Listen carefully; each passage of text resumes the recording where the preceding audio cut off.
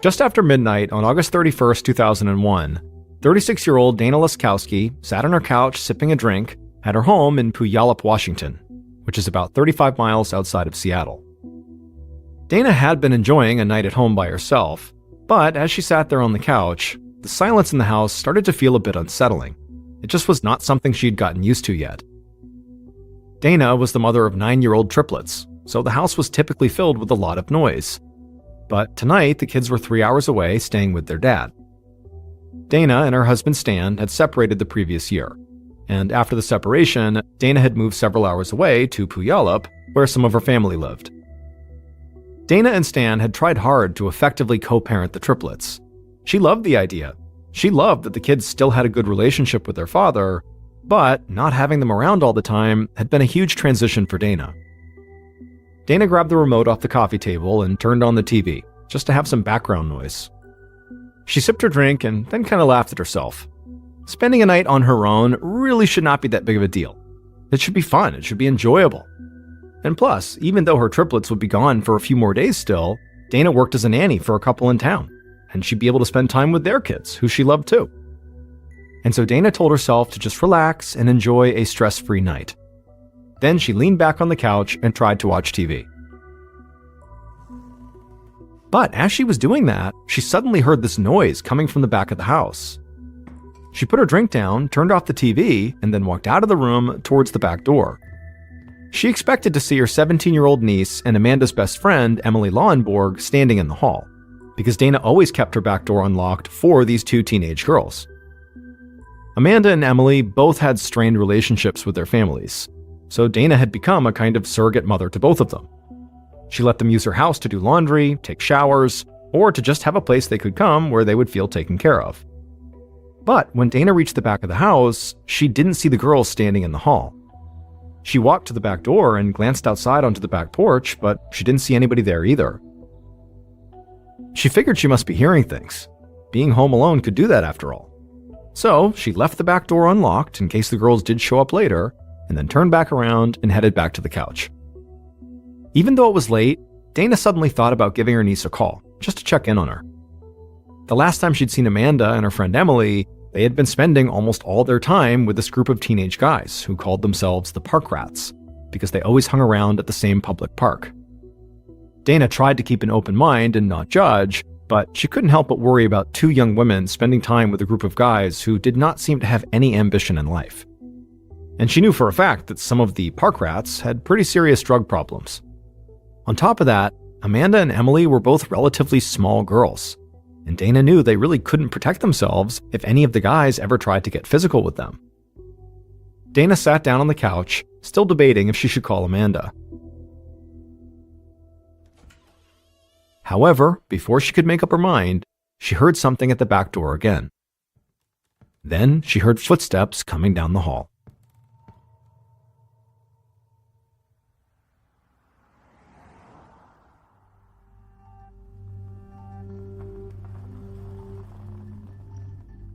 At 10:30 a.m. the following morning, a patrol officer from the Puyallup Police Department pulled up in front of Dana's house. He'd gotten a message from dispatch about an urgent 911 call that had come in that morning. A woman had called and said her children's nanny, Dana Laskowski, had not arrived at the house when she was supposed to. The woman and her husband had both called Dana, but couldn't get a hold of her.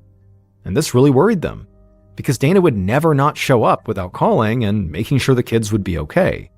So the woman had asked the police to please do a wellness check on Dana. The officer stepped out of his cruiser and glanced around the neighborhood. This was a pretty busy area of town, with lots of fast food restaurants and shops nearby, so the street could see plenty of traffic at night. The officer walked up to Dana's front door and knocked while calling out her name and also introducing himself. But after a few moments, he didn't get a response, and he also didn't hear any movement inside the house. And so eventually, the officer walked around to the side of the house and pressed his face against a window. However, the curtains inside the house made it difficult to see anything inside. So he walked around to the back of the house, and there he noticed the back door was cracked open. He slowly walked up the steps of the old wooden porch, approached the door, and then called out for Dana again through the crack. But there was still no response. the officer tensed up. He had no idea if this was an innocent mistake by Dana leaving the store open, or if maybe somebody had broken into her house. And if it was the latter, the intruder could still be inside. And so the officer unholstered his gun, pushed the door open, and stepped into the house. As he did this, he walked past an open door and glanced inside. It was a bedroom, and it looked like it had been ransacked. Dresser drawers were open and clothes had been thrown all over the floor, but he didn't see anybody in the room. And so the officer kept heading down the hallway, getting more and more tense as he moved. He eventually reached the front room and stepped inside. And there he found more pieces of clothing on the floor, but he still didn't see anybody. The officer reached for his radio, about to call in a potential burglary, when he looked over at the couch. And immediately, what he saw there told him he was dealing with something far worse than just a break-in.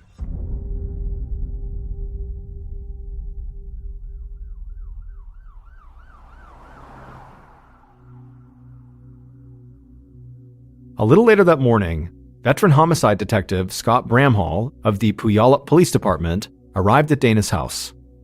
He saw a patrol officer standing out front, waiting for him. Bramhall could tell this officer was shaken up by what he'd found inside. Detective Bramhall talked to the officer and got as much information as he could, then he put on his gloves and stepped inside. Bramhall walked into the front room of the house and immediately saw what had upset the patrol officer. The dead body of a woman lay on the couch, with a blanket partially covering her legs, almost like she'd been keeping her feet warm. The patrol officer had found a photo ID during his search, and he had positively identified the woman as Dana Laskowski, the woman he had come to do the wellness check on. Detective Bramhall approached Dana's body and crouched down beside it. Right away, he saw specks of blood on her cheeks and mouth, as well as blood on the carpet by the couch. He also saw deep, dark bruises and ligature marks on Dana's throat. Bramhall looked around the room and saw a scarf on the floor not far from the couch. And his first thought was Dana had most likely been strangled to death, and that scarf could very well be the murder weapon. But the position Dana was lying in was by far the most shocking thing about this crime scene. Dana's head rested on one of her arms, but her other arm was bent at a strange angle behind her back, and her waist was twisted in an awkward position like her body was contorted. The result of all this was that even in death, Dana appeared like she was actively in some kind of physical struggle. Just then, the detective heard voices and footsteps behind him. He stood up and turned to see more police officers and a small group of forensic technicians walking into the room. Bramhall waved one of the forensic techs over, and the two of them began examining Dana's body together. The tech agreed that Dana had most likely been strangled to death, and the severity of the wounds on her throat indicated that whoever had killed her was pretty strong. Also, Detective Bramhall knew that in a lot of cases of strangulation, the victim fights back really aggressively, thrashing and fighting as much as they can, giving further credibility to the idea that Dana's killer really did have to be big and strong to be able to overpower her. After a few moments, Bramhall left the forensic tech and searched the rest of the house with a few other officers. He told a member of his team to get started on a background check for Dana, while other officers went out to speak with Dana's neighbors to see if any of them had seen or heard something strange that morning or the night before. As the detective made his way through Dana's house, it was clear the place had been ransacked. However, he noticed that some pretty obviously expensive items like a computer and other electronics had been left untouched. This could mean a couple of different things. Either someone had robbed Dana's house looking for something specific, like jewelry, or this entire scene had been staged to look like a robbery. Another thing that stood out to Bramhall was that even though Dana's body and the blood indicated a struggle, there was no sign of forced entry. The back door had been open and unlocked when the patrol officer had first arrived on the scene, and the front door had been locked and showed no signs of a break-in. So Bramhall wondered if Dana had let her killer inside, or if they had unlocked the back door with their own key.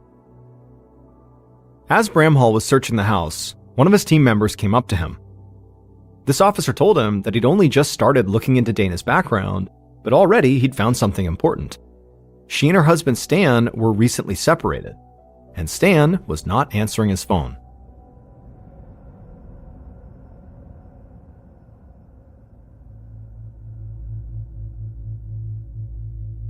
That night, after Detective Bramhall had spent hours at Dana's house, he got back to the police station, and he was already feeling antsy.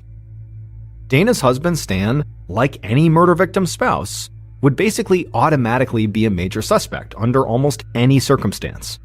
However, in the few hours since Bramhall had begun working this case, Stan had started to look like the perfect suspect. Stan had not responded to the multiple calls the Puyallup police had made throughout the day, and when Detective Bramhall had reached out to police in the town where Stan lived, they actually went by his house, and there had been no sign of Stan or the triplets. Now, Detective Bramhall did not want to jump to conclusions here. However, he couldn't ignore what might be going on here.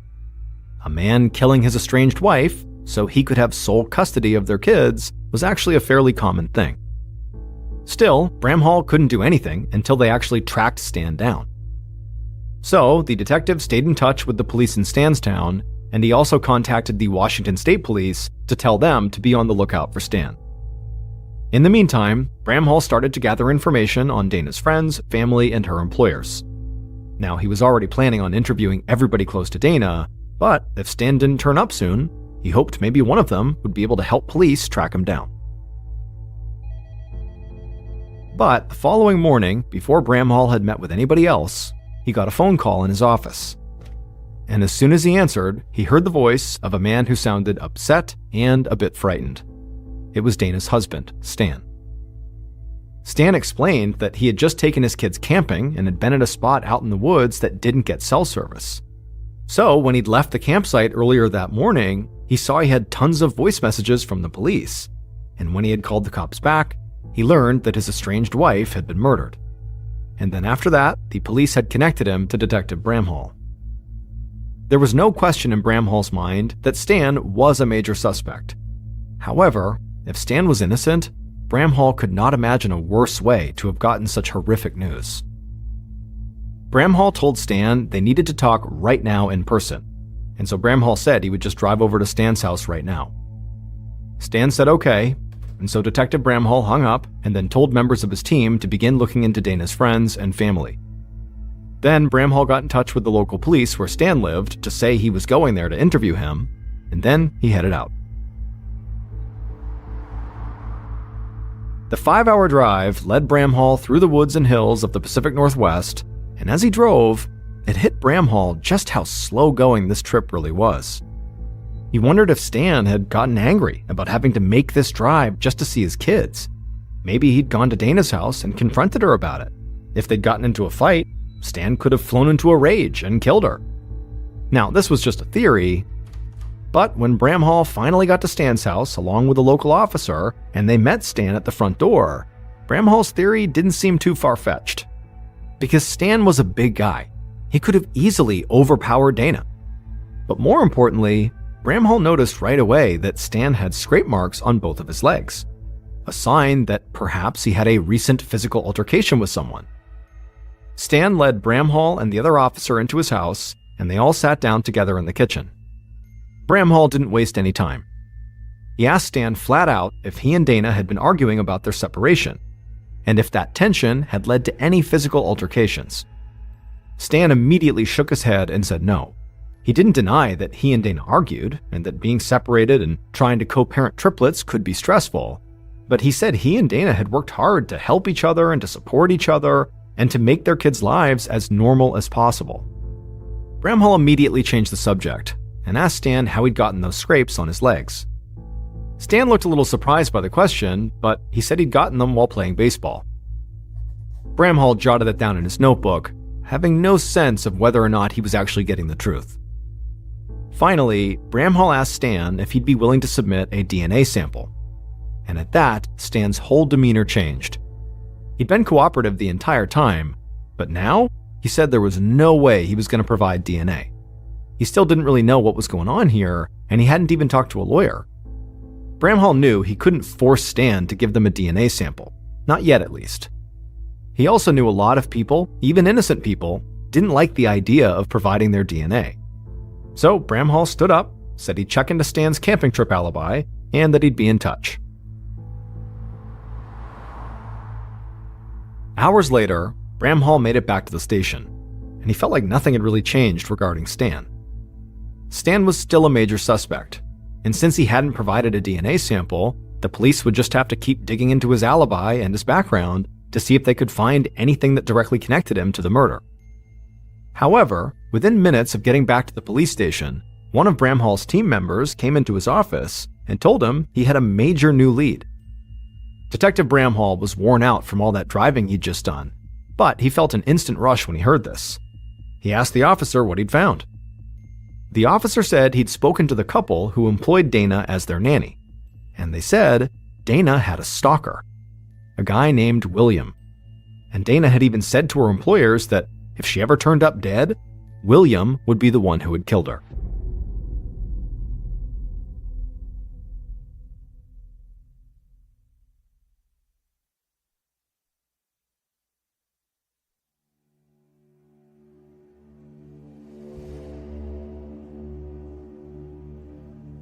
On the evening of September 2nd, 2 days after Dana's body had been found, Detective Bramhall sat inside of an interview room across the table from Dana's alleged stalker, William. It would turn out William had installed cabling at Dana's house a few months earlier, and since then, he'd been leaving notes and poems on Dana's front door, and he'd been seen lurking around her house a bunch of times by several of Dana's neighbors. Police also found a string of harassing messages from William on Dana's phone. And so all of that had been enough for Bramhall to secure a search warrant, and the search of William's house had led to a disturbing discovery. Inside the interview room, Detective Bramhall pulled out a notebook and put it on the table. Then he asked William if he recognized it. William lowered his head and then nodded. He said it was his personal journal. Bramhall flipped open the notebook and showed William what appeared to be a letter to an unnamed woman. And this letter was filled with all these violent things William wanted to do to her. Bramhall flipped to another page, which was another letter to this same unnamed woman, filled with even more anger and more threats of violence. And so Detective Bramhall said it looked to him like William had been obsessed with Dana, leaving her notes and poetry and spying on her at her house. And when Dana didn't reciprocate, he got angry and started fantasizing about hurting her and began writing about it in his journal. But as William heard this, he just shook his head and said, no, it's not like that at all. William said those letters were an exercise his therapist had told him to do, and they weren't even about Dana. He said he had written that stuff about a woman who'd broken his heart, but it was just to get out the anger and hurt that he felt. He would never actually do any of the stuff he had written. Bramhall sat there in silence for a minute, just looking at the man across the table. Like Dana's husband, William was easily big enough to have overpowered Dana. And even if William was telling the truth about the notebook, he clearly had some kind of unhealthy obsession with Dana. So Bramhall leaned in and told William there was a really easy way for him to clear his name and help the police figure out what happened to Dana.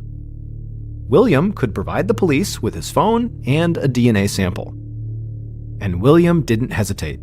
He said he would do whatever the police needed, anything that would show he did not hurt Dana. In the days following the interview with William, Detective Bramhall and his team met with more of Dana's friends and family. Bramhall had two solid suspects, Stan, the estranged husband, and William the stalker. But he still didn't have any clear evidence pointing to either of them. And most of the people he spoke to didn't provide much more information. But Bramhall eventually met with Dana's 17-year-old niece Amanda at her house, and she told him something that had the potential to turn his whole investigation on its head. Amanda told Bramhall that Dana was like a second mother to her and her best friend Emily. Dana let them come over whenever they wanted, and the house was like this great escape for them. Amanda said Dana even left her back door unlocked, just so they could come in whenever they wanted to. This was a huge piece of news for Bramhall. It now made sense how somebody could have gotten into Dana's house without actually having to break in. They just walked in the unlocked back door. But then Amanda said something else that seemed even bigger. She explained that she and Emily had become friends with a bunch of teenagers who called themselves the Park Rats. And Bramhall knew exactly who they were, and he knew some of them were bad news. More than a few Park Rats had ended up in jail for drugs and violent crimes. And so as soon as Bramhall heard this, he asked Amanda if any of the Park Rats knew that her aunt kept her back door unlocked, and Amanda nodded and said yes. She said she had actually brought a couple of the park rats to Dana's house to meet her, just because Amanda thought Dana was so good at taking care of people who didn't really have anybody else, and most of the park rats had very difficult home lives. Detective Bramhall left Amanda's house and laid out his next steps. So far, his case had seemed like a pretty straightforward case. Estranged husbands and stalkers were common suspects. But now, he and his team were going to have to track down and interrogate a local gang of teenagers. Finding the park rats didn't prove to be too difficult for Detective Bramhall. A few trips to the public park where they hung out and meeting with a couple members of the group who were now in jail was really all it took. But getting the park rats to actually give him useful information turned out to be a lot harder. Most of them said they knew about Dana's murder, but all of them denied having anything to do with it. And since Bramhall didn't have any evidence connecting these teenagers to the scene, he couldn't just arrest them and try to force them to talk. And so, before long, a month had just flown by, and Bramhall still didn't have anything. And in that time, no new evidence surfaced that pointed to either Dana's husband Stan or the stalker William. And so Bramhall began to worry that maybe Dana's death had been the result of a random burglary gone wrong, and that the police were not even close to tracking down her killer.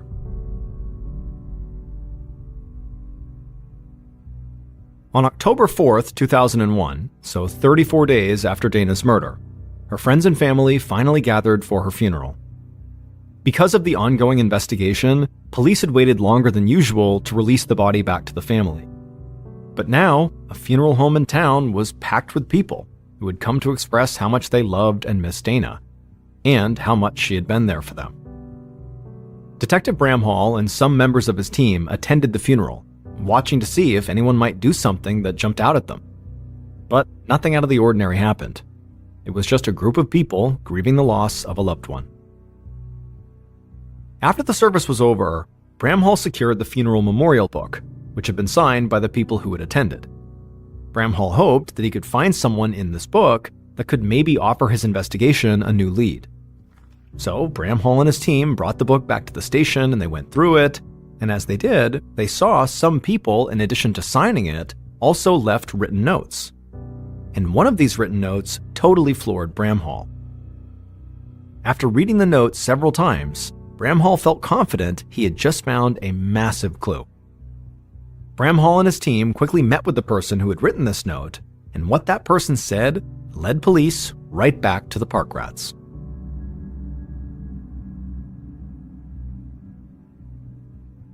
Over the next several weeks, armed with new information from this memorial book, Detective Bramhall tracked down several of the park rats he'd already met with, and they were willing to cooperate. All of them still maintained they had nothing to do with Dana's murder, but they said there was somebody the police needed to talk to. It was someone they all knew, and who they called the Mutant. Bramhall thought the Mutant definitely sounded like a nickname a group of teenagers would come up with, like something out of a comic book. But the park rats said the Mutant was more like a name for a professional wrestler, because the Mutant was really strong and loved to wrestle. And like all professional wrestlers, the Mutant had a signature move: choking their opponent, twisting them at the waist, and bending their arm all the way behind their back. When Detective Bramhall heard about this signature wrestling move, immediately images of the bizarre position he'd found Dana's body in ran through his mind. And so, the detective and his team spent the next several days compiling background information, and then they brought the Mutant in for an interview. And by the end of that interview, Detective Bramhall knew who had killed Dana Laskowski.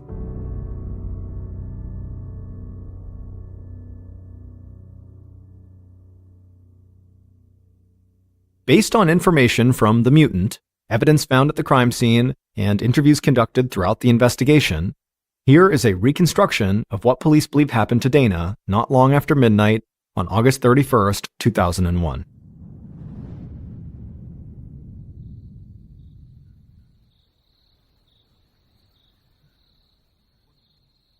That night, the killer and their partner moved quietly through the darkness towards the back door of Dana's house. Once they got there, they opened it up, walked inside, and began walking down the hallway towards the front room. When they got there, they saw Dana standing by the couch, but before she could say anything, the killer demanded that Dana give them some money.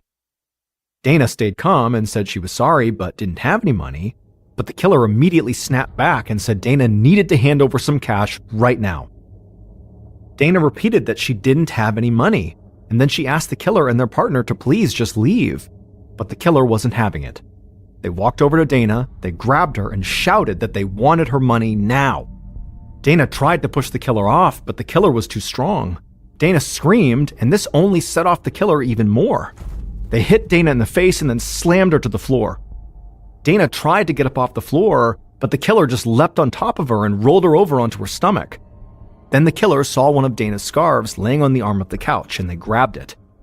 Then, before Dana could do anything, they wrapped that scarf around Dana's neck and began choking her. Dana kicked and flailed, but the killer fought off her attack, while the killer's partner just stood there, watching. The killer kept choking Dana with the scarf in one hand, and then with their other hand, they grabbed Dana's arm and they yanked it violently backwards, twisting her around at the waist. Dana tried to scream louder, but now she was gasping for air, and slowly Dana's eyes went wide and she stopped breathing, and she died right there on the floor. The killer let go of the scarf and Dana's arm, and they stood up. They stared down at Dana's body, and then over at their partner, who was still just standing there in a daze. Then the killer picked Dana up.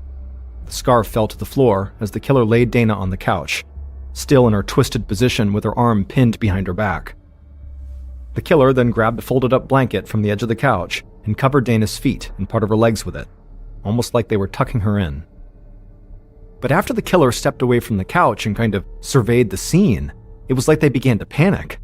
They yelled at their partner that they needed to make this look like a robbery. The two of them quickly ran to Dana's bedroom and threw open all the drawers and littered the floor with clothing. They also carried some more clothes into the front room and dumped those on the floor as well. And then they ran out of the room, down the hall, and out the back door. The same back door that Dana had always left unlocked just for them, so they could always come to her house to escape their troubles at home. The people responsible for Dana's murder were Dana's own niece, Amanda, and Amanda's best friend, Emily Lauenborg, who all of the park rats knew as the mutant.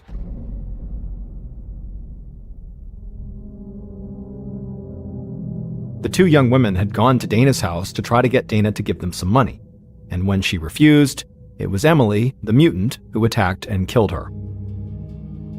Emily had not been high on the suspect list because on the surface, she did not fit the profile of the killer. Police had assumed that the killer was a man who was bigger and stronger than Dana, and Emily was a small young woman who was only about 5'2". But it would turn out, despite her small size, Emily was extremely strong and loved to wrestle, hence how she got the nickname the Mutant.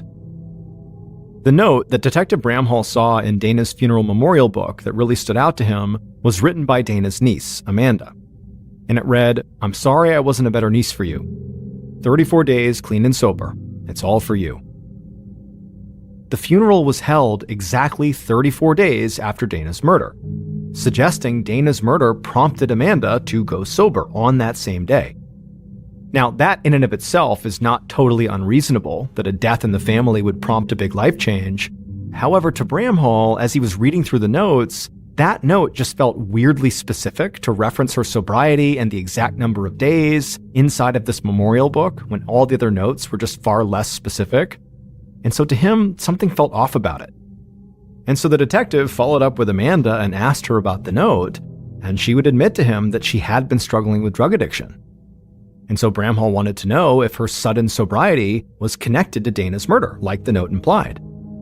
And Amanda would say yes, and over the course of this discussion, she would also just tell Bramhall that there was this drug dealer in the park rats who might have killed her aunt. However, when Bramhall met with that drug dealer and several other members of the park rats, they all pointed the finger at Emily, the mutant. Police searched Emily's house and found a piece of paper in her room. On it, she had written a list of goals she had. And one of those goals was to, quote, kill someone and get away with it.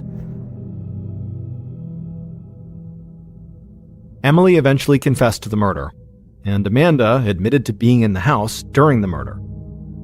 Dana's niece Amanda aided the police in prosecution, and so she was not charged with any crime. As for Emily, she would take a plea deal and would only serve about 5.5 years in prison. In the spring of 2013, a young woman named Melissa finally moved out of her mother's house and got her own place across town. For the first few months she was living there, she never noticed anything strange. But about 3 months into living there, things started to get a little bit weird. It started with a whole bunch of hang-up calls where someone from different numbers would call, she'd answer, and she could hear them breathing, but they weren't saying anything. And then she started getting these huge bouquets of flowers delivered to her front step, but they were delivered from anonymous. Then, after that, she started noticing things in her kitchen and her living room were going missing. Things like plates, cups, drink coasters, salt shakers, forks and knives, little things, but since she lived alone and she was the only one moving these things, they really stood out. Melissa had this habit that every time she went to bed, she would unplug her TV. She had this irrational fear if she didn't do that it would spark a fire and her house would burn down in the middle of the night. So she was pretty obsessive compulsive about always making sure the TV was unplugged before she went upstairs to bed. And so one night, around the same time she's getting these hang-up calls and there's flowers being sent to her door and things are going missing, she unplugs her TV and she goes up to bed. The next morning she gets up and comes downstairs and the TV's plugged in again. She convinces herself that, well, she must have forgot to unplug the TV. As rare of an event as that is, it has to be what happened. And so that night, she unplugs the TV and remembers looking directly at the plug, confirming that, yes, I've unplugged the TV. And then she puts it down and looks again at the outlet. It's not plugged in. It's definitely not plugged in. And then she goes upstairs to bed. The next morning when she walks downstairs, she had the sense of dread that when she turned the corner, because her TV was right at the bottom of the stairs, that when she turned the corner, it would be plugged in again and her worst nightmare would come true, that something is happening on my first floor when I'm asleep at night. And as she comes down the stairs and turns the corner, what does she see? The TV is plugged in again. She's horrified but has no idea what to do. It's not some malicious act. And she's telling herself, well, maybe I forgot again. But then she's like, no, I remember last night staring at the plug. I definitely unplugged it. And so she flies around her first floor to make sure, one, everything is locked, but two, no one else is in here. And when she's satisfied that, yup, it's empty down here, and two, everything is locked, she sits there thinking, well, now what do I do? If I call the police and say, someone's plugging in my TV? You know, she can't do anything. And it was at this point that Melissa developed a very real fear of her first floor. And she began going to bed so early at night because she could not be on that floor when it started to get dark. And so imagine living alone, being afraid of going down to your first floor, how scary it would be at night when you're laying in bed, your door's shut, and any noise you hear in the house, you're going to attribute to your first floor. And so Melissa was living this absolutely wretched life where she's scared of everything outside of her bedroom. And so with that as context, Melissa goes to bed one night super early, probably like 3 o'clock. The sun's not even down yet, but she's upstairs. But eventually it does get dark outside and she still has not fallen asleep. And so she sits up in bed and she turns on the TV. And right away, the channels on the screen start to change. And she's thinking, oh, I must be laying on the remote. But then she remembers the remote's in my hand. And so she's looking at the remote and then she's looking at the TV. She's not touching her remote. And the channels are still cycling. Now, Melissa had what's called a skybox, which means her downstairs TV was connected to her upstairs TV and vice versa. If one was changing the channel, in real time, the other changed the channel. And so as she's looking at her remote and not touching it, and looking at the screen as the channels are changing, it dawns on her that someone downstairs is changing the channels.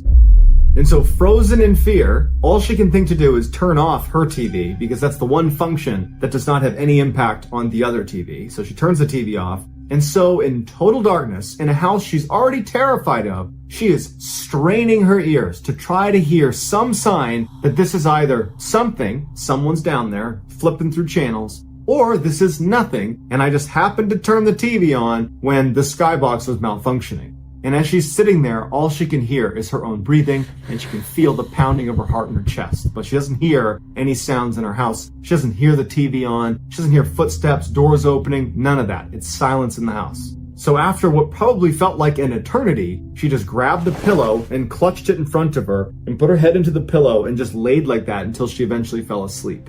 The next morning when she gets up, the sun is out and it's this huge relief because suddenly, with the sunlight pouring in the windows, it was like the house wasn't scary anymore. And she's telling herself, you know what, that had to have been just some anomaly with the skybox. I bet I go downstairs and the TV's unplugged. And so she goes downstairs and the TV is unplugged. And so that for her kind of confirms that, okay, the paranoia is getting to me. I'm losing my mind a little bit. I got to tell someone what's going on. And so as it happens, that day she was going to a family birthday party. And so when she gets there, she pulls her older brother aside and says, here's the strange things that are happening in my house with the skybox and all this. And at first, he looked at her like, really? This is what's going on? You're seeing ghosts in your house? But when she really focused on the specific things that were happening, like the plug going back into the wall 2 separate times, and then the skybox thing. So the TV is kind of wrapped up in the weirdness that's been happening in her house and the missing items in her house. And so for the brother, it all kind of added up to, okay, this does seem a little bit weird. And he offered to live with her for a few days and just see it for himself. And as they're talking, their younger brother happens to walk by, overhears the conversation and says, oh, I'll stay there too. For 4 days, the two brothers lived on the first floor of Melissa's house, and they don't see anything, they don't hear anything, it's completely ordinary. And Melissa at first was reassured, but then started to think, does that mean whoever's been doing this stuff is watching my house really closely and knows that I have, protection at my house right now and they're staying away? Does that mean I'm being watched really closely? And so finally, when her brothers are getting ready to leave after the 4th day, she was practically begging them to stay. She couldn't stand the idea of staying in this house. Her brothers reassured her that she had nothing to worry about, but if she experienced anything weird, anytime, any day, just call or text and they would be there in a heartbeat. Although she did not feel reassured, it was starting to get late, at least by her standards. It was like 3 o'clock, so the sun's getting close to going down, so she needs to go upstairs. So she goes back in her house and does like 20 trips around her house to confirm everything is shut, everything is locked, no one's in the house, everything is safe, and then she goes upstairs to bed. But like most nights, she was so scared of everything outside of her bedroom door that she couldn't sleep. And as she's laying there in utter silence in her room, she hears the unmistakable sound of her back door opening. And she hears footsteps walking through her first floor, and then she hears the TV turn on, and her brothers have been watching her TV last, and they had the volume set really, really high. So as soon as the TV went on, it blared all through the house. And immediately the TV turned back off, because whoever turned it on knew that that was going to wake up whoever was in the house. Melissa doesn't know what to do. Before, whatever the heck was happening in her house was a little bit subtle. It was like she had to think about what she was hearing to confirm it was actually happening. Now, this person is just strolling into her house in the middle of the night and flipping on the TV and blaring it through the house. And so she immediately is like, oh my God, what do I do? And she picks up her phone and she calls her brother. And he picks up right away and she goes, someone is in the house right now. The brother's like, I will be there in 10 minutes. Do not leave your bedroom. Don't do anything. Stay on the phone with me. So Melissa's shaking out of fear, and she gets up as slowly as she can, and she walks over to the window to get as far away from the door, which was locked, as she possibly could. And she's glancing out the window, waiting to see her brother pull up as she listens for any sign that this person downstairs has begun walking upstairs. Finally, Melissa sees out of the corner of her eye her brother's car pulls up across the street, and he, along with her younger brother, hop out. They run across the street towards her house. They hop over the fence, and they run down the alley between her house and her neighbors, and they go towards the back out of sight. She's still on the phone with him, and she's saying, do you see him? Do you see him? Do you see him? Do you see him? And he says, hold on. He goes to the back of the house where he knows you can look in and basically see the whole first floor. And as soon as he gets to that spot where she's expecting him to give her a report, and he pauses. There's silence on the phone, and she goes, what do you see? And he says, okay, yep, there is someone in your living room right now. I'm going to hang up and call the police, and I'm going to call you right back. Now, Melissa knew what she heard was very real to her, but to have it confirmed by her brother right now took this to a whole nother level of fear. Now she's legitimately fearing for her life. There is a person, an intruder in my house right now, confirmed. They are right downstairs, and they've been coming into my house probably for weeks. And so her brother hangs up the phone and begins calling the police. Meanwhile, Melissa is just standing in this room, horrified, as she listens to a stranger walk around the first floor of her house. But because she was hearing the footsteps clearly downstairs, she decided she would just walk over to her door and look through the keyhole, which was oversized on her door. And if you looked through it and over to the left, you'd actually look downstairs to the first floor. You'd only see a sliver of the first floor. And so very carefully, she walks her way over to the door. And as she kneels down to look through the keyhole, her phone rings. It was in her pocket and it wasn't on silent. It was on loud, and it was her brother calling back. And she kind of fumbles for her phone. She drops it on the ground. It's still ringing. And she finally silences it. And then reflexively, she pokes her head back and looks through the keyhole. And standing at the bottom of the stairs, looking up at her, is a man with a hat pulled over his eyes who's clearly heard the sound. And he begins walking up the stairs. She's falling over backwards, screaming at the top of her lungs to get her brothers inside. She hears them come charging inside. She hears this epic struggle on the stairs, and she hears this person who's in her house, because it was a voice she didn't recognize, screaming, "I'm sorry, I'm sorry, I'm sorry." And then it's quiet. And so she opens that door because she wants to help if she can. And she looks and she sees her brothers have this man pinned on the stairs. He's not moving. And she sees her younger brother is holding something. And he holds it up to her and he just shakes his head, and it's a frickin' knife. And then she puts it together that the stranger in her house was carrying this knife. And before she can even take that information in, the older brother takes the hat off of this guy, and it's their mother's ex-boyfriend from 10 years ago. The same one they all believed had an inappropriate attraction to Melissa. Police show up and take him away, and he quickly admitted to sneaking into her house for months. They don't know how he got in, and he would never tell them, but he admitted that, yep, I was breaking in almost every single night. But he never gave a good reason why. He just started doing it. Police cited mental illness as the likely culprit for why he was doing it, and the family believed this could be something more sinister, but either way, he was given 3 years in jail, and the family, once again, cut all ties with him.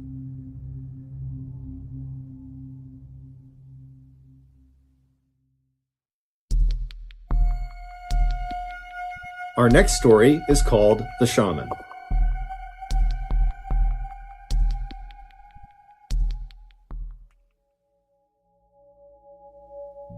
On April 27th, 1997, a farmer in Indonesia was walking his livestock through a thick sugarcane field near his house when he tripped on something. After he regained his balance and looked down, he noticed a strange mound of dirt that seemed totally out of place. He wanted to dig it up just out of curiosity, but he wasn't on his property, so instead he walked back to the village and he told the village leader about this strange pile of dirt and suggested he see what's under it. So the village leader and some other men headed back out to the field. They find this dirt pile, and the first thing they do is they poke it with a stick. The stick went right into the pile. It was a soft pile of dirt, and when they pulled it out, this horrible stench filled the air that was coming out of this mound. Worried about what they might find underneath this pile, the men decide to leave it alone and go back to the village and tell authorities about it, and the authorities promptly tell them to go back out there and uncover this thing and tell them what they find. And so the village leader and some more men head back out to the field and they start digging. And pretty quickly, their shovels strike something that's fairly soft inside of this mound. And so after delicately removing some more dirt, they discover a woman's face is looking right back at them. It appeared she had been buried up to her neck, and then someone had just thrown dirt on top of her head. At this point, the authorities did come out, and they were able to identify the body as belonging to a 21-year-old local woman named Dewi. After asking around the village about this girl, the police determined the last time anyone had seen her was 3 days earlier when she had left her house to run an errand. But after that, no one knew what happened to her. Just a few hours after Dewi's discovery, a 15-year-old rickshaw driver came to the police with additional information. He said 3 days earlier, on the evening of April 24th, so the same day that people had seen Dewi last, he said she had come to him to ask for a ride. And when she got into the rickshaw, he asked where she wanted to go, and she said she did not want to tell him specifically where she was going. Instead, she just wanted him to drive in a particular direction, and she would give him more information about how to get where she wanted to go as they got closer. And so this really intrigued the driver. And so after he began going in this direction, he turned to her again and said, can you tell me anything more about where we're going? This is really weird that you're not giving me any more information. And so finally, Dewi relented and she told him she was going to see the shaman. A shaman, in simple terms, is someone who uses magic to cure the sick. The driver did think it was odd that this girl was going to see the shaman in the middle of the night and she was being so secretive about it, but after he dropped her off, he hadn't given it much thought until he found out she had died. The police approached the shaman, who was 45-year-old Ahmad Siraji, and they asked him if he had been with Dewi on the night of April 24th. Initially, Siraji said no, he had not been with her and he had no idea what happened to her, but after police searched his house and found Dewi's belongings inside, Siraji said, "Okay, I've been lying and I have a confession to make." And he would very nonchalantly tell police that not only had he killed Dewi, he had also killed dozens of other women the same way and buried them in the sugarcane field. And so the police went out to the field and started looking around, and they found all these mounds of dirt all over the place, and under them were women buried up to their neck. After the excavation was all done, the police believed they found the bodies of 42 different women, but truthfully, that was just a guess. They believed there could be more.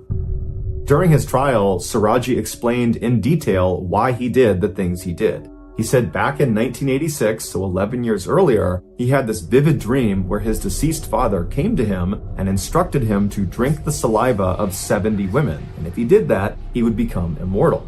When Siraji woke up, he didn't chalk up this experience as just a strange dream. He believed he had just had a real interaction with the spirit of his dead father, and so he decided he would do as he was told.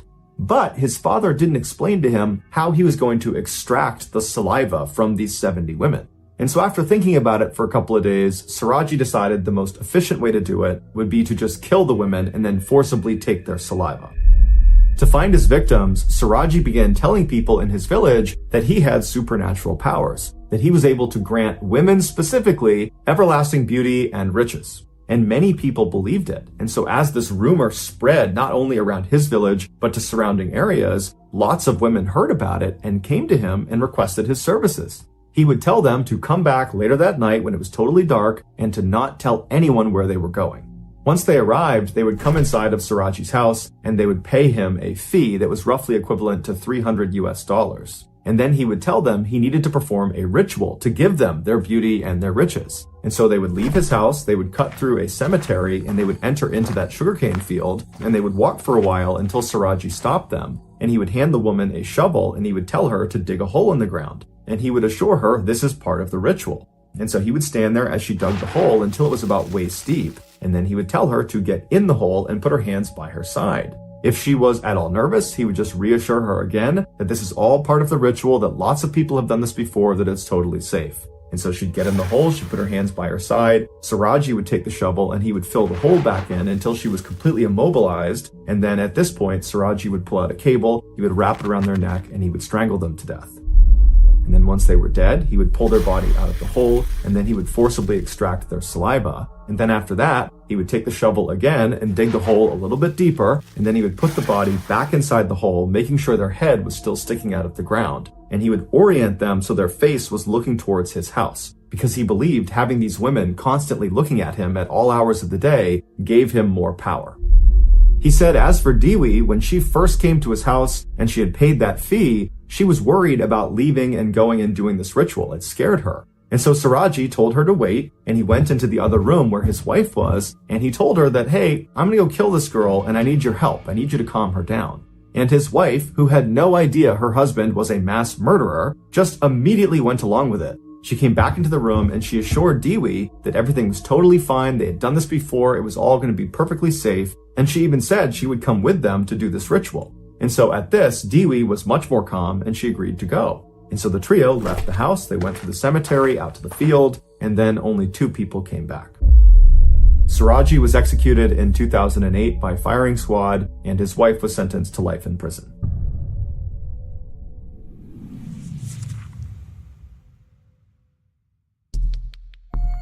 The next and final story of today's episode is called The Raven-Haired Woman.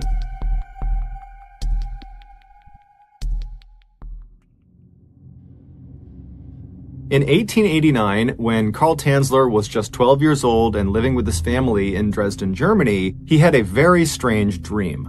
In this dream, he found himself in this black void where everywhere he looked, it was just nothingness. And then, behind him, he heard footsteps. And so he whips himself around, and he looks, and there's this woman dressed in this big, puffy, elegant white dress walking towards him out of the darkness. and when she walks right up in front of him, she comes to a stop, and she introduces herself as Anna Constantia von Brockdorf, who was a real person in the early 1700s. She was a noblewoman in Germany, and she would tell Carl that she is actually a distant relative of his, and that she was here to pass on a very important message.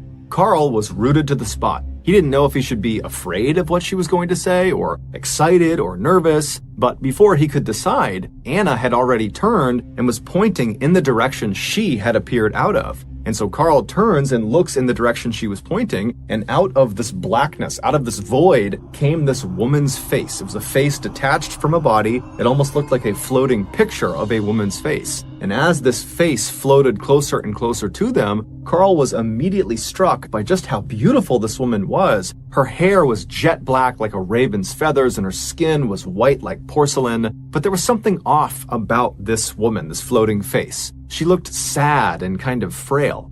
And so as Carl found himself staring at this face, which was now right next to them, Anna spoke to him again, and she would tell Carl that this woman, the floating face, she's going to appear in your life later on, and it is your mission given by God to save her. She's going to be very ill, very sick, and you need to find a way to keep her alive.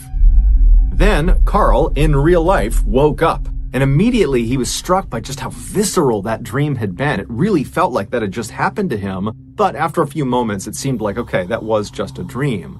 But unlike other visceral dreams he had had in the past, this one did not gradually fade from his memory. Instead, over the course of that day, the memory specifically of the raven-haired woman's face really seemed to become more clear and more concrete in his mind, to the point where at the end of that day, he could easily remember exactly what she looked like. Over the following days and months and years, Carl periodically would have this same dream, this same vision of his distant relative Anna, who would come out of the void, and she would remind him to be on the lookout for this raven-haired woman when God sent her to him. But despite these constant reminders in his dreams, and Carl being ever vigilant to look for this raven-haired woman in real life, he never actually found her. He never met this woman he was supposed to save.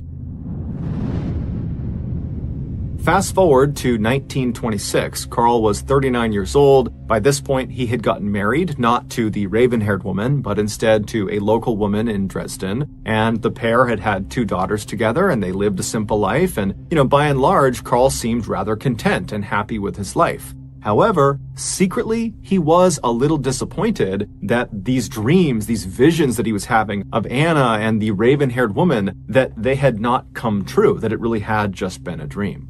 That year, due to an economic downturn in Germany, Carl and his family left Germany and emigrated to the United States, where they believed there would be better opportunities for them. And when they arrived in the United States, they settled in Central Florida. But within a year, Carl and his wife had a severe falling out and they split up. And so Carl would leave the family home in Central Florida and he would resettle several hundred miles south in Southern Florida in a town called Key West. And it would be in Key West that Carl would get a job as an X-ray technician at a local hospital. And it would also be in Key West that Carl's life would change forever. Less than a year after settling in Key West, Carl was at the hospital going about his day when an older woman walked into the office and she said to Carl that she was there to get her daughter, her 21-year-old daughter, an X-ray of her chest because her daughter apparently couldn't stop coughing and they were concerned about it. And so Carl began doing the paperwork with the mother when suddenly the daughter came into the office. And as soon as Carl saw her, he knew immediately that she was the raven-haired woman from his dreams. She walked in and she sat down in a chair and Carl just stopped what he was doing and stared at the daughter. And then he kind of broke out of it and turned his attention back to the mother and he said to her, "Ma'am, don't worry. I will do everything in my power to save your daughter's life." Now, the mother didn't know what was wrong with her daughter. And so this was both really helpful that this man she was talking to was so willing to help, and also kind of ominous that he was already insinuating that she could be dying. But either way, the mother said, "Thank you very much. We really appreciate that." And so Carl and the mother, they finished their paperwork, and then Carl quickly left from behind his desk and hustled over to the daughter, and he introduced himself and he reiterated that she was in good hands. And the daughter was a little bit weirded out by this, but she was polite and said thank you, and she said her name was Elena. And so Carl would take Elena and bring her back and give her the x-ray, and unfortunately he would discover through this x-ray that she had tuberculosis. Today, that disease is easily curable, but at the time, that was a death sentence. When Carl saw this, though, in a weird way, it almost made him happy because this was another indication that, this really was the raven-haired woman from his dreams. Not only did she look the part, but she also had arrived in desperate need of help. And so now Carl needed to find a way to save her. Even though he was just an x-ray technician, he was not a doctor, and so he had no clue how to begin to treat tuberculosis. But that didn't stop Carl. Over the next year, Carl would be in touch with Elena and her family on a near daily basis, updating them on all of the new techniques to fight tuberculosis that he was doing all this research on, and he would tell them about experimental procedures and drugs they could try, even sometimes paying out of pocket for them to go try them. He would also bring Elena into the office as often as he possibly could to x-ray her again and again and again to see if perhaps she was making good progress. But unfortunately, over the course of that year where he was doing everything he could, it just didn't work. The disease ravaged Elena's body. And on October 31st, 1931, so roughly a year after Carl had first met Elena, Elena would unfortunately pass away. Elena's family was devastated by this, but their grief didn't even compare to Carl's grief. It was like Carl had lost his life too. He couldn't believe he had failed his mission and let the raven-haired woman die. When it came time to bury Elena, Carl said, "Let me pay for the most elaborate gravesite we can possibly make. Let me set up a mausoleum for her." A mausoleum is an external building that sits in a cemetery that effectively serves as a kind of shrine to the deceased. And so her family, they understood that Carl had become very, very close with Elena, although they didn't fully understand the relationship, but they did understand she meant a lot to him, and so they agreed to let him do this. After Elena was buried inside of this small temple that Carl had built for her, Carl began spending virtually all of his time kneeling inside of it, crying and begging for Elena's forgiveness. Elena's family was well aware that Carl was doing this, and at first they kind of just let it happen, but after several months they began to tell Carl, you really need to let her go, you need to begin to move on. But Carl refused. In fact, over time, he only became more and more obsessed with Elena. Finally, after 7 years of Carl doing this, Elena's family decided, enough is enough. He really needs to stop making her loss all about him. It's not his loss, it's our loss. We're her family. And so the family decided the only way to kind of get Carl to stop doing what he was doing is to demand he give the key back that gave him access into the small area inside of the mausoleum. So one night, Elena's sister, whose name was Florinda, decided to go over to Carl's house unannounced and confront him and get the key back from him. And so she hopped in her car and she drove over to his property. His house was kind of set back off the road behind some trees, and so you had to drive down this kind of winding driveway to get to it. And so Florinda turned onto his driveway and she began driving. And when his house came into view, the first thing she noticed was a number of the windows on the first floor were all lit up. Clearly, Carl was home, and as she's driving towards the house, she's just looking in these windows, and for a second, she sees Carl, and he's very elegantly dressed in a suit or a tuxedo, and he's ballroom dancing with this woman who's also very elegantly dressed as well. And for a second, Florinda considered turning around and not disturbing him, but then she thought, you know what, this has been going on for so long, I just need to get this over with. And so she drove her car and stopped in front of Carl's house. She hopped out, she walked up onto his porch, and she knocked on his front door. Inside, she could hear music was clearly playing, but just a few seconds after she had knocked, the music was cut off, and then no one came to the door.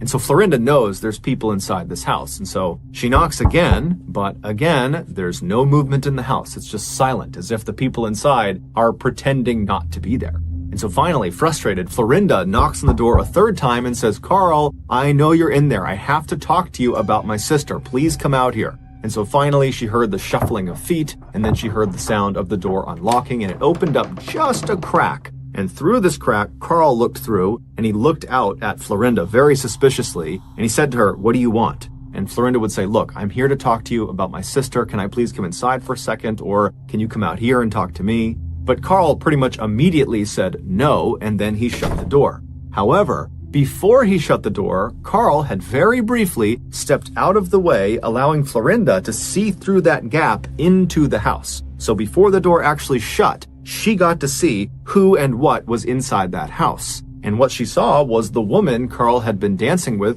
and the woman was seated in a chair maybe halfway through the house, and she was facing the door, and Florinda knew immediately it was her sister. And so she's standing on the porch having no idea what to make of what she's just discovered. And so feeling kind of overwhelmed, she just kind of staggered off the front porch, she turned around, she ran into her car, and she drove off to tell the police. When the police came back, they knocked on the front door, and they demanded that Carl let them see the woman he was there with. And so at this point, Carl knew the gig was up, and so he opened the door and he allowed them to come inside. And when the police went inside, they saw the woman he was with, and sure enough, it was Elena. However, Elena was deceased and had been for 7 years. After her death, Carl said he was able to talk to her inside of her mausoleum. And so that was why he was going back there every single night, because he and Elena were spending time together.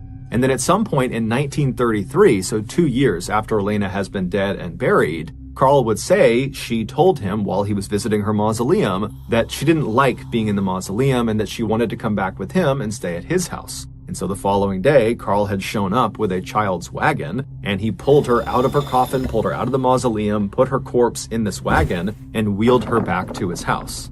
He had continued to go to the mausoleum every night for the next 5 years just to keep up appearances, but Elena's body never went back inside of it. She would stay at his house, where he painstakingly attempted to restore Elena's very badly decomposed body to its original form.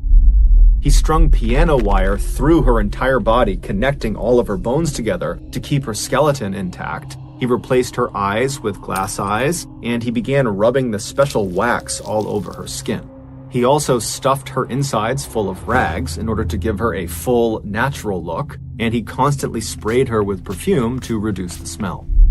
Once she was, in his eyes, back to normal, he began spending as much time with her as he possibly could. He would change her outfits constantly, he would put on makeup, and he would give her new jewelry, and he would talk to her about the ups and downs of life. He would laugh with her, he would cry with her, he would sleep with her. Carl would admit that ultimately his goal with keeping Elena in his home was to eventually still save her life. He believed if he could somehow get her body up into the stratosphere, that the radiation up there would bring her back to life. And if he could do that, he would be fulfilling his God-given mission to protect her.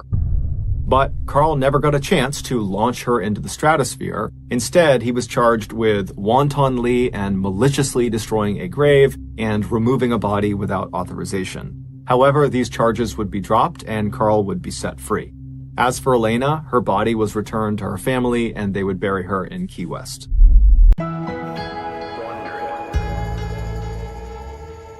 On the evening of Wednesday, September 9th, 2009, 20-year-old Shelley Nance walked into her bedroom inside of her off-campus apartment in Dallas, Texas, and then shut the door behind her.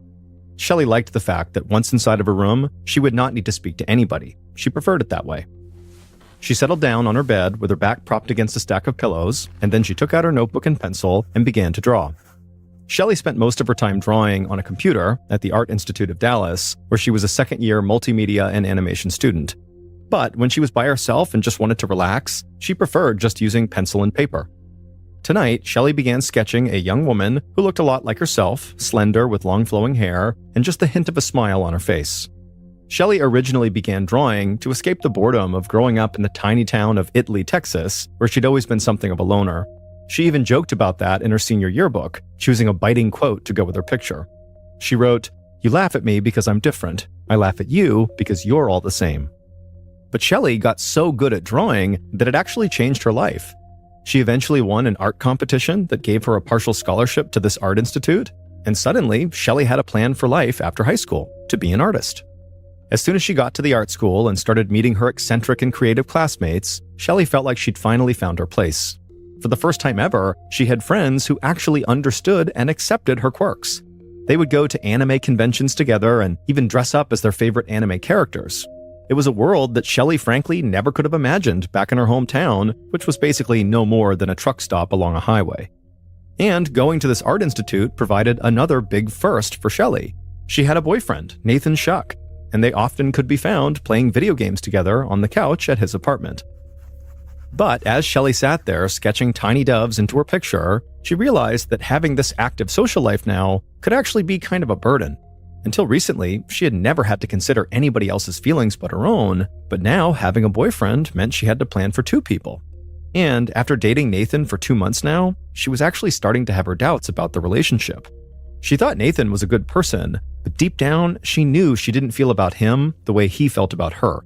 Now, she didn't want to hurt his feelings, but at the same time, she couldn't help but feel really strongly that she kind of just wanted to break up with him. She just had no idea how to actually tell him. Shelley put her pencil down and closed her sketch pad, hoping for a new distraction, and she found one after she hopped on her computer and went on a popular website looking at other artists' work. And Shelley's thoughts very quickly kind of drifted away from Nathan and the seemingly imminent, unpleasant conversation that she was going to have with him. After a while, Shelley looked up at the clock, and she was shocked to see that it was already 6 a.m. She'd been up all night. She really needed to get some rest before her classes that afternoon. So she left her room to make sure the front door was locked, then she went back to her bedroom, closed the door, crawled back into bed, and drifted off to sleep.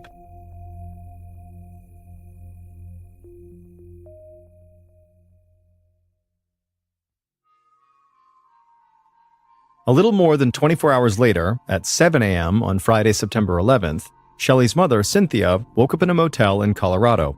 She and her husband were a little over halfway through their 22-hour drive to Yellowstone National Park, which was like their dream trip. While they raised their 3 girls, they barely ever left their small town in Texas. But now that Shelley, their youngest, was settled in college, they'd finally decided to take the plunge and go do this big trip. When they'd hit the road Thursday morning, Cynthia sent a text message to all 3 of the girls, and Shelley was the only one who didn't text back. But Cynthia was not that worried about it, because Shelley was a night owl and she often slept during the day when everybody else was up and about. But Shelley would usually call at some point after she woke up for class, except this time she didn't. And so Cynthia had called one of Shelley's sisters to say she was worried, but the sister thought their mother was just overreacting. And so she told her mom, hey, remember, she's an adult. She's a 20-year-old woman who's allowed to have a social life. In fact, her sister was happy that maybe Shelley the homebody was out somewhere having fun for once. At 9 a.m. that same morning, Cynthia and her husband went for a scenic ride through the Colorado Rockies. But Cynthia barely noticed any of it, because she still hadn't heard from Shelley, and she just had this gut feeling that something was actually wrong. And so as they drove through this beautiful area, Cynthia grabbed her phone and called Shelley's school. A school administrator answered the call, but she sounded annoyed at Cynthia's request. She said they just didn't have the resources to send somebody out to check on every student who didn't call their parents right on time. Cynthia knew she was coming off like an overprotective mother, but she also knew it was completely unlike Shelley to ignore her messages for this long. So Cynthia practically begged the administrator to please check later that day and just see if her daughter made it to class. The administrator sighed and said she'd wait for a break between classes and see if someone could track Shelley down.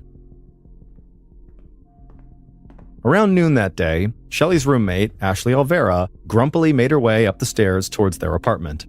Someone from the school administration had stopped Ashley when she was leaving class and asked her to just stop what she was doing and go back to her apartment and check on her roommate, Shelley, make sure she's okay. Apparently, Shelley's parents were looking for her, and she wasn't returning any calls or texts. But Ashley thought this request was totally ridiculous. Shelley's parents did not need to know where Shelley was 24/7. She was an adult. And so now Ashley felt like her time was being wasted. But nonetheless, she made it upstairs to the apartment, she unlocked the door, and walked inside. And once she was inside the apartment, she noticed the door to Shelley's bedroom was closed, as usual, and so she walked over and knocked, and she didn't get an answer. Then she called out Shelley's name, but she was met with more silence, so Ashley opened the door. And there in bed was Shelley, lying face down under the blanket. And so Ashley quickly went from feeling annoyed at this to now just feeling angry. She'd come all the way back to the apartment to check on her roommate just to find out Shelley had been sleeping all day. So Ashley walked over and kind of gruffly told Shelley, hey, wake up, your parents are looking for you. But Shelley didn't move. Ashley sighed and walked back over to the door and flipped on the light in the room, but when the lights were now on, Shelley didn't react. And so now, feeling sort of on edge, Ashley walked back over to the bed and gently shook Shelley, but Shelley didn't move. And also, Shelley's arm felt cold to the touch. And that's when Ashley just grabbed the blanket and pulled it back, and she saw Shelley's sheets were soaked in blood. Absolutely horrified, Ashley screamed Shelley's name over and over again, but Shelley wasn't moving or making any sound, and so Ashley turned and ran out of the room to call 911.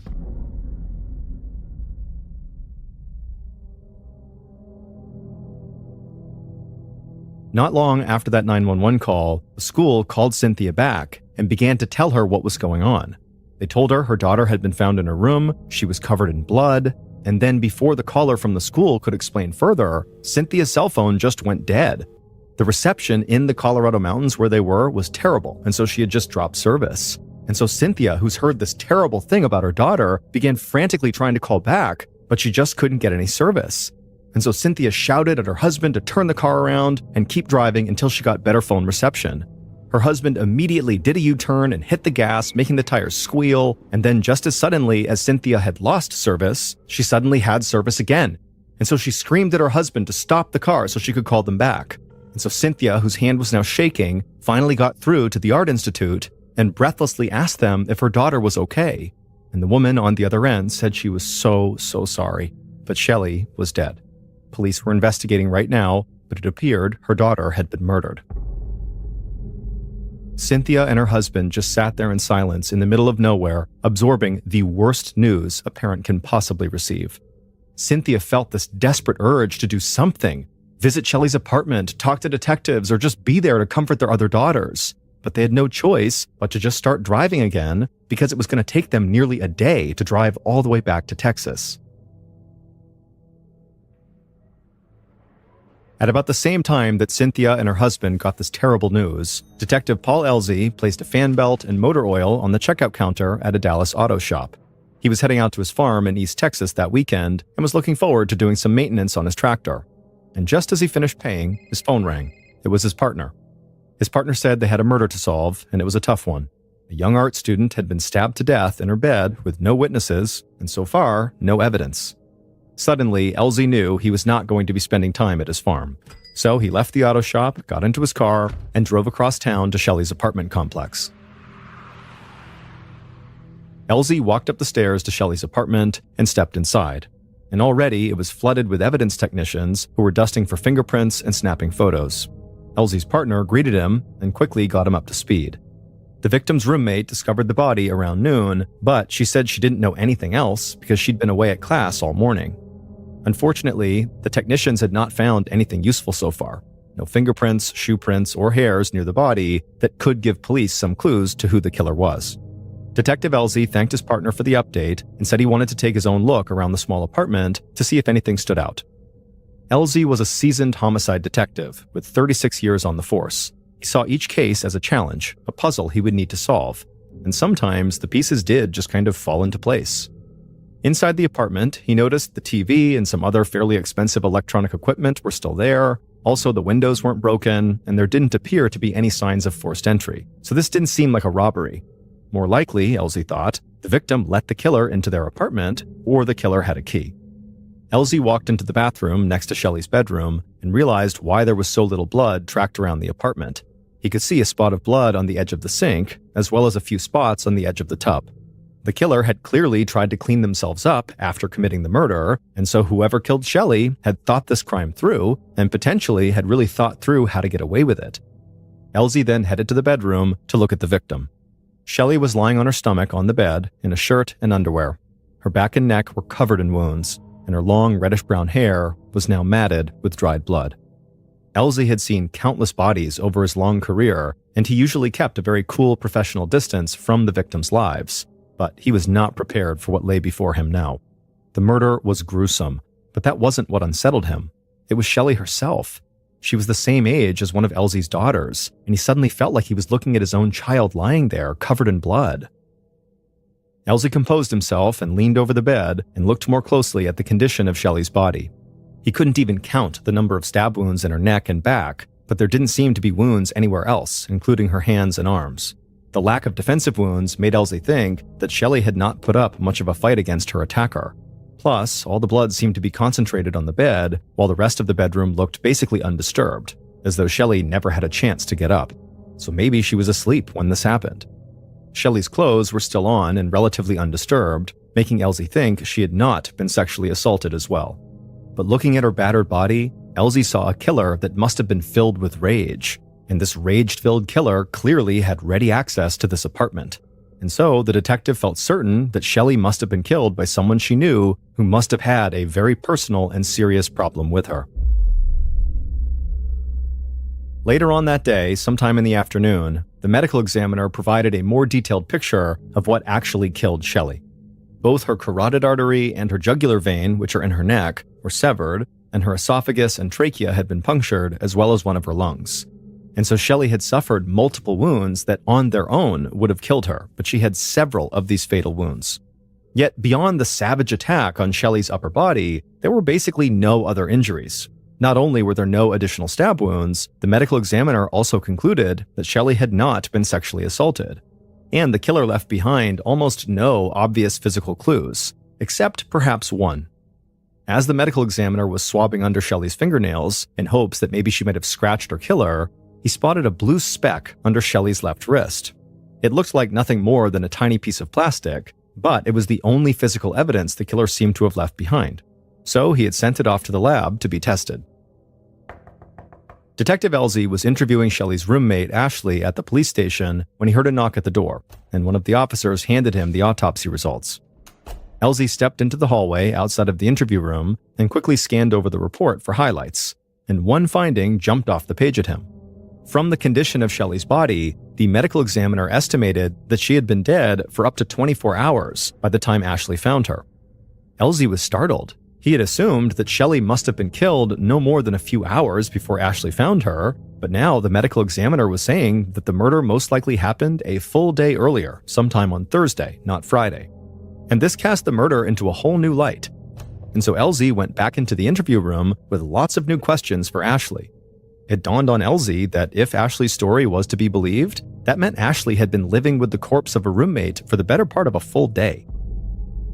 Ashley had said that she and Shelley were really never friends, they were just roommates, and it wasn't uncommon for them to go days without seeing each other. In fact, Ashley had already told Elsie that the last time she had seen Shelley was Wednesday morning before she'd left for class, so 48 hours before Shelley had been found. But despite that, Elsie really just wanted to know where Ashley was all day on Thursday when she apparently didn't see her roommate at all. Ashley told him she'd left for class at 9 a.m. that day and then come back to the apartment at 3 p.m. And for the rest of the day, Ashley said she stayed at the apartment, eating dinner, doing homework, and then going to bed. Elsie's eyebrows shot up and he held up the autopsy results. And then he told Ashley that the report showed her roommate had been killed earlier than police realized initially. He told her that if what she was saying was true, she'd gone about her business in their small apartment for 18 hours with a dead body in the next room. How was that possible? But Ashley only seemed confused, like she couldn't quite process the information she had just been given. She said she really didn't know what he was talking about, but the detective thought that just wasn't good enough. Elsie pointed out that the roommates shared a single bathroom, and that investigators found blood on the sink and in the bathtub. How could Ashley possibly have missed the blood? Didn't it make her worry about her roommate? At that point, Ashley began to cry. She did see the blood, but it was only a few spots, so she didn't think Shelley was hurt in any serious way. But still, Elsie was not persuaded. He thought there was more going on here than Ashley was saying. So he asked her, was there any problem between them? Ashley insisted that they'd only had minor disagreements, just girl stuff, she said. The detective wondered what that meant exactly, and so he said, were they fighting over the same love interest or something? But Ashley swore that never happened. Shelley had a boyfriend, Nathan, and Ashley was not interested in him at all. In fact, Ashley said she had very little contact with Nathan, and she kind of liked it that way. Friends of hers told her that Nathan actually had a really bad temper. He apparently loved playing video games so much that if something went bad for him in the game, he would just totally lose his cool and explode. Detective Elsie thought Ashley's answers still seemed off. In fact, they were so far off that Elsie started to see Ashley as a suspect. After all, who would have had easier access to the apartment than Shelley's own roommate? But Elsie decided to try a new tactic, and he asked Ashley, was there anybody else besides her who had a key to this apartment? And Ashley told him that besides her and Shelley, no one else did. At this point, Detective Elsie couldn't help but feel convinced that Ashley must have had something to do with Shelley's death. If Ashley had the only other key, well, then she was either directly responsible, or perhaps she was the one who let the killer into the apartment. He didn't know which it was, but based on how nervous Ashley looked at this moment, he had a pretty good idea how to find out. So he just came out and accused Ashley outright of the murder. He told her to confess, and that things would actually be much easier for her if she did. But Ashley just stared back at the detective in total disbelief and began to cry again. For the next couple of hours, Detective Elsie tried to wear Ashley down, hoping for a confession that would wrap up the case. But Ashley did not change her story, and she never confessed to anything.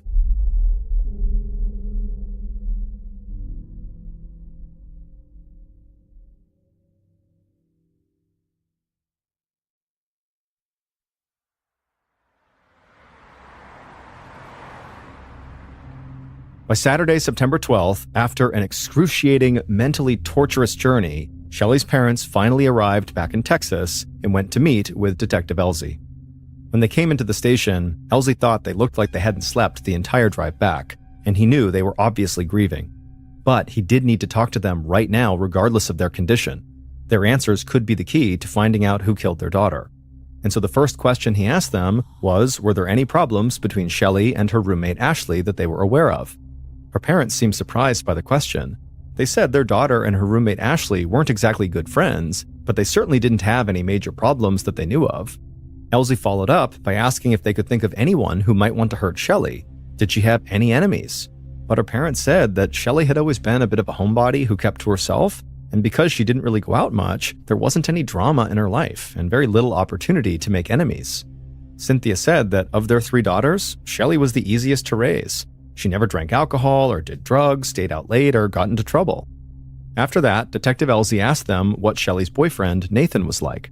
Shelley's mom said they'd never met him since they had only been dating for a couple of months. The only thing Shelley had said about Nathan was that her dad probably wouldn't like him, but it was just because he had a lip piercing and tattoos. However, Cynthia did tell the detective that a couple of weeks ago, Shelley had called her to ask how to break up with her boyfriend, Nathan.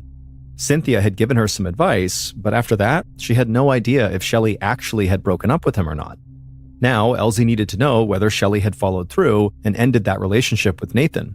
If the guy had a hot temper, as Shelley's roommate claimed, a bad breakup, in theory, could be enough to send him into a rage.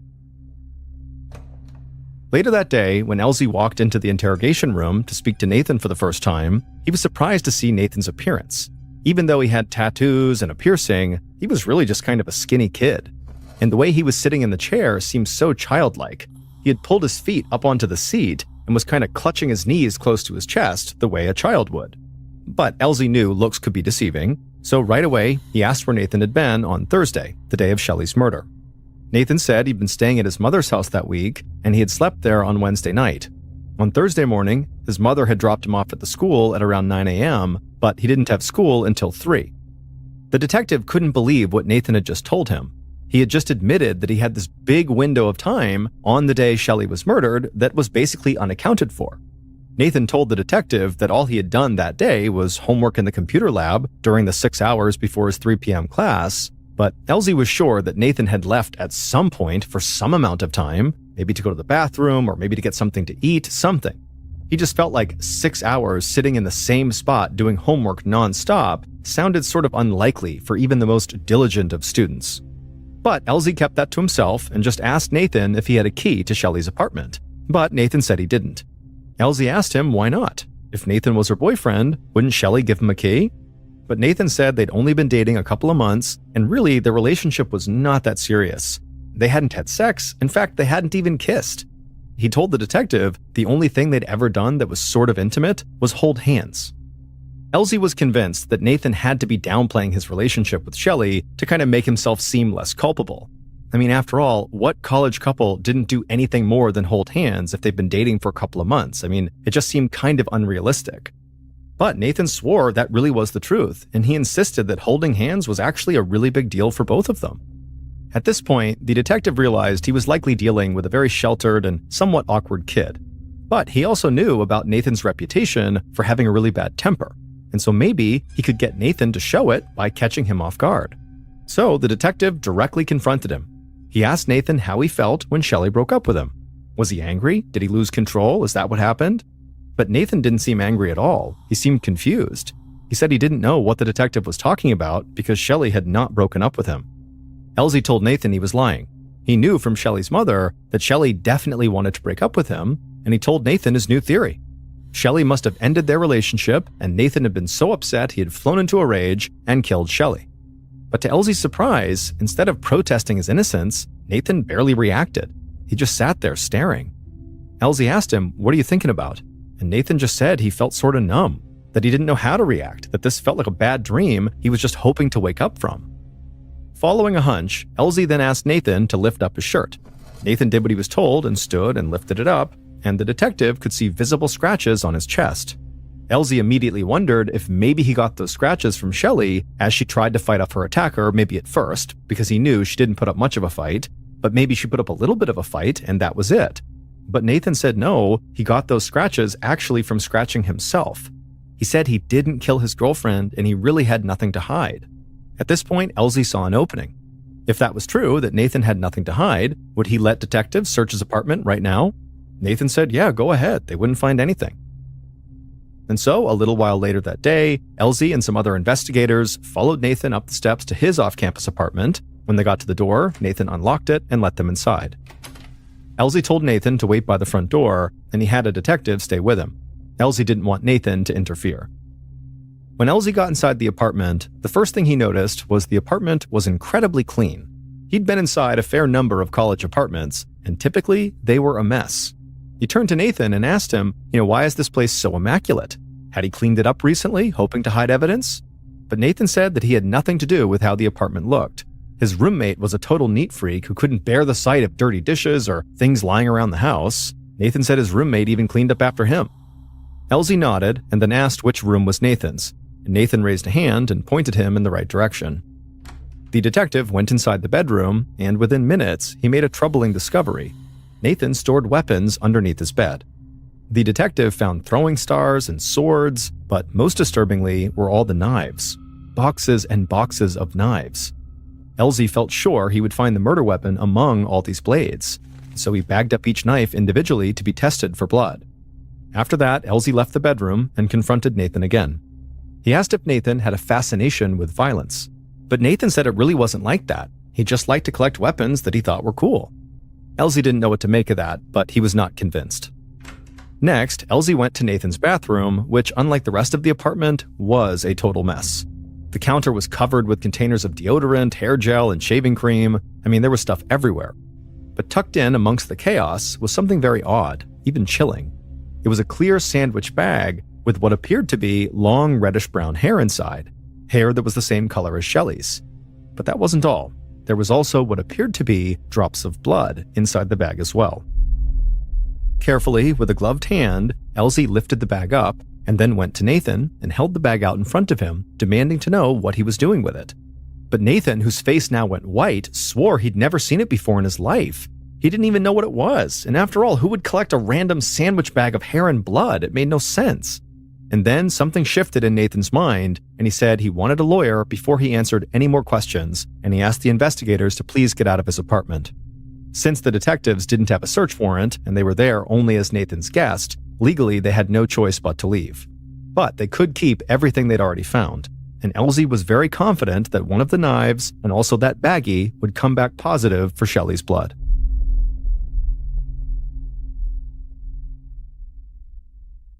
On Friday, September 18th, so a week after Shelley's body had been discovered, the school held a memorial service for her. When Shelley's parents got there, they were touched to see that Shelley's beautiful art was on display. Shelley's mother, Cynthia, was also moved by just how many people had come out to celebrate Shelley. She never thought her quiet, introverted daughter would have such a large group of friends. It was a small comfort, but a comfort nonetheless, that Shelley had meant something to so many people. Then, a young man with a lip piercing and tattoos approached Cynthia. He introduced himself as Nathan, Shelley's boyfriend. He told her he wasn't sure if he should be speaking to her, but he just wanted her to know how sorry he was that Shelley had died, and then he held out his hand for her to shake it. But Shelley's mother couldn't do it. She had seen the look on Detective Elsie's face after she had mentioned the breakup, and she knew exactly what the detective was thinking, that Shelley's boyfriend, Nathan, had murdered Shelley. And now, with Nathan standing right in front of her, Cynthia couldn't help but feel repulsed, and so she did not shake his hand. And so Nathan just stood there awkwardly for a second, and then Nathan got the hint, lowered his hand, and walked away. By the end of September, the analysis of the knives and the baggie that were taken from Nathan's apartment came back from the lab. The first result shocked Elsie. None of the knives in Nathan's apartment had any traces of blood, Shelley's or anybody else's. However, that little baggie containing the hair inside of Nathan's bathroom did have blood in it, and it belonged to Shelley. And so Elsie assumed after Nathan killed his girlfriend, he must have taken that as sort of like a trophy from the murder scene to add to his bizarre collection. So, on October 8th, 2009, almost a month after Shelley was murdered, Detective Elsie called Nathan to the police station for a second interview. But this time, Nathan showed up with his lawyer. And the lawyer, who spoke on behalf of Nathan, said that Nathan was happy to answer the officer's questions and wanted to do whatever he could to help catch Shelley's killer. But the lawyer hoped that this conversation would be civil. Elsie knew what that meant. He would have to keep a lid on how aggressively he questioned Nathan, or potentially they would just leave. And so Elsie nodded and then told Nathan that the bag they'd found in his bathroom contained his girlfriend's hair and blood. And so he asked Nathan to please explain how it got there. Nathan's lawyer looked down at Nathan and nodded, letting him know it was okay to answer this question. Nathan took a deep breath and then looked at Elsie and told him he had never seen that baggie before. He swore it. But he argued that that really shouldn't be that surprising. After all, he was not the only person who lived in that apartment. And his roommate, whose name was Daniel Willem, did have easy access to the bathroom. And Nathan didn't stop there. He claimed that his roommate, Daniel, was jealous of his relationship with Shelley because Daniel actually had a crush on Nathan. In fact, Nathan said Daniel had gotten really possessive of him and wanted to control him. Elsie asked Nathan if his roommate, Daniel, had ever made a legitimate pass at Nathan, like really tried to be romantically involved with him, and Nathan said no, he had not. And so even though Elsie didn't know what to make of this, he suspected that maybe this crush that he was talking about was not real, and perhaps Nathan was just throwing his roommate under the bus to protect himself. Elsie turned to the lawyer and said that things didn't look good for his client. The investigators had found Shelley's blood in his bathroom, and he said that Nathan had a motive to hurt Shelley because he knew that she planned to break up with him. Plus, Nathan had a reputation for having an explosive temper. And so, if Nathan confessed right now to what he did, maybe the prosecutor would be lenient with him. At this point, the lawyer stood up and said the interview was over, and then he led Nathan out of the room. At this point, Elsie felt sure that Nathan really was just raising suspicions about his roommate simply to protect himself. But the detective had been around long enough to know that he would need to speak with Daniel as well, because it was true he did have access to that bathroom where that baggie was found. So, a couple of days later, Elsie got in touch with Daniel and asked him to come to the police station to answer a few questions. And once Daniel was there, Elsie decided not to ask him about his supposed crush on Nathan right away. Instead, Elsie asked Daniel where he was the morning of Shelley's murder, and Daniel described his busy day. Daniel said he went to Starbucks to grab a coffee, and then after that, he drove to the lake to take some photographs for school, and then he went to Walmart to pick up some soap and hair dye, and then after that, he'd gone to a friend's apartment to work on an assignment. However, that friend wasn't home. Elsie's ears perked up. Daniel's alibi was not any better than Nathan's. Daniel had said when he took photos at the lake, he was alone, and since the friend that he had gone to study with wasn't home, there was no one to corroborate that part of his story either. So then at this point, Elsie asked Daniel if he had romantic feelings for Nathan, and Daniel said absolutely not. Then Elsie told him that Nathan had said that Daniel was very controlling about their relationship, and he asked Daniel if that was true. And Daniel said something surprising. He said that yes, he actually was pretty controlling, but he was only doing it because he was concerned for Nathan. Daniel said that Nathan was stalking Shelley. He was following her around all the time to the point where he was ignoring his own classes and his grades were dropping. Daniel said he was actually trying to get Nathan away from Shelley. This surprised Elsie. Now, both roommates were basically suggesting that the other could have killed Shelley. And if it was true that Nathan really was stalking Shelley, well, Elsie already felt like he was the most likely suspect, and that sort of fit. At this point, Elsie asked Daniel about that little bag that contained the hair and blood inside of Nathan's bathroom. And Daniel told him he had no idea how that got there. Now, of course, if Daniel did do it, obviously he would say he didn't know where it came from. This is what Elsie was thinking. The bag with Shelley's blood and hair was easily the most damning piece of evidence they had, and both roommates claimed they knew nothing about it. So Elsie used the same tactic he had tried with Ashley and with Nathan. He flat out accused Daniel of the murder, hoping his tough cop routine would intimidate him and get him to come out and confess. But when he accused Daniel of the murder, just like Ashley and Nathan before him, Daniel swore up and down it really was not him. Elsie tried pressing him again and again, but just like Ashley and Nathan, Daniel said, "Really, I had nothing to do with this." After Daniel left the station, Detective Elsie stayed in the interview room for a few minutes, thinking about everything he had just learned. He had 3 likely suspects. There was Ashley, who apparently was just in the apartment going about her business with her roommate's dead body for 18 hours. There was Nathan, who Shelley wanted to break up with and apparently who had a very bad temper. And finally, there was Daniel, who may have seen Shelley as a romantic rival if Daniel really did have a crush on Nathan. But all 3 of these suspects totally insisted they had nothing to do with the crime. And so Elsie felt like one of them had to be lying. He just needed to figure out who. So Elsie and his team started digging deeper into each of their suspects' alibis. Elsie found himself staring at computer screens, surveillance tapes, and phone messages for days on end. But after so many hours, when he felt like he could barely keep his eyes open anymore, something on one of those screens finally jumped out at him. Elsie was staring at a brand new piece of evidence, and it pointed directly to Shelley's killer.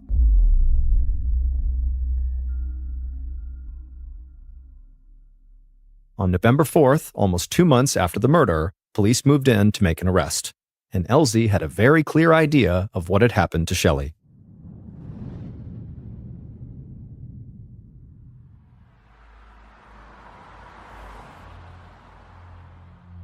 Back on Thursday, September 10th, just after 10:30 a.m., the killer drove to Shelley's apartment complex and put on a pair of latex gloves.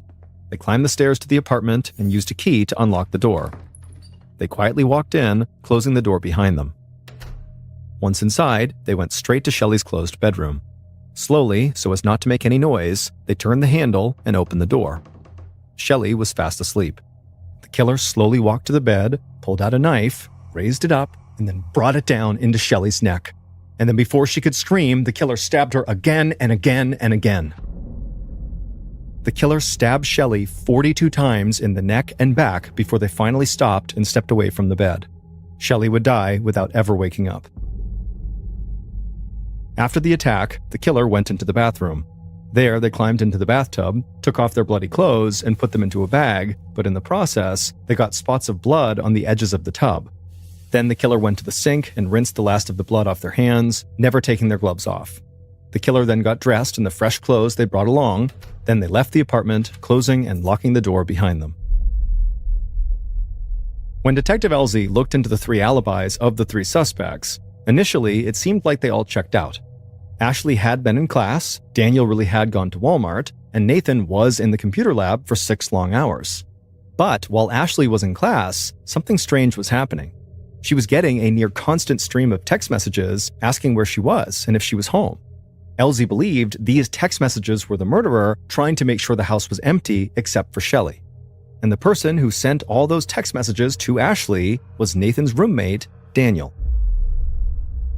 Then, when investigators studied surveillance footage from Daniel's trip to Walmart on the morning of the murder, Detective Elsie caught something crucial.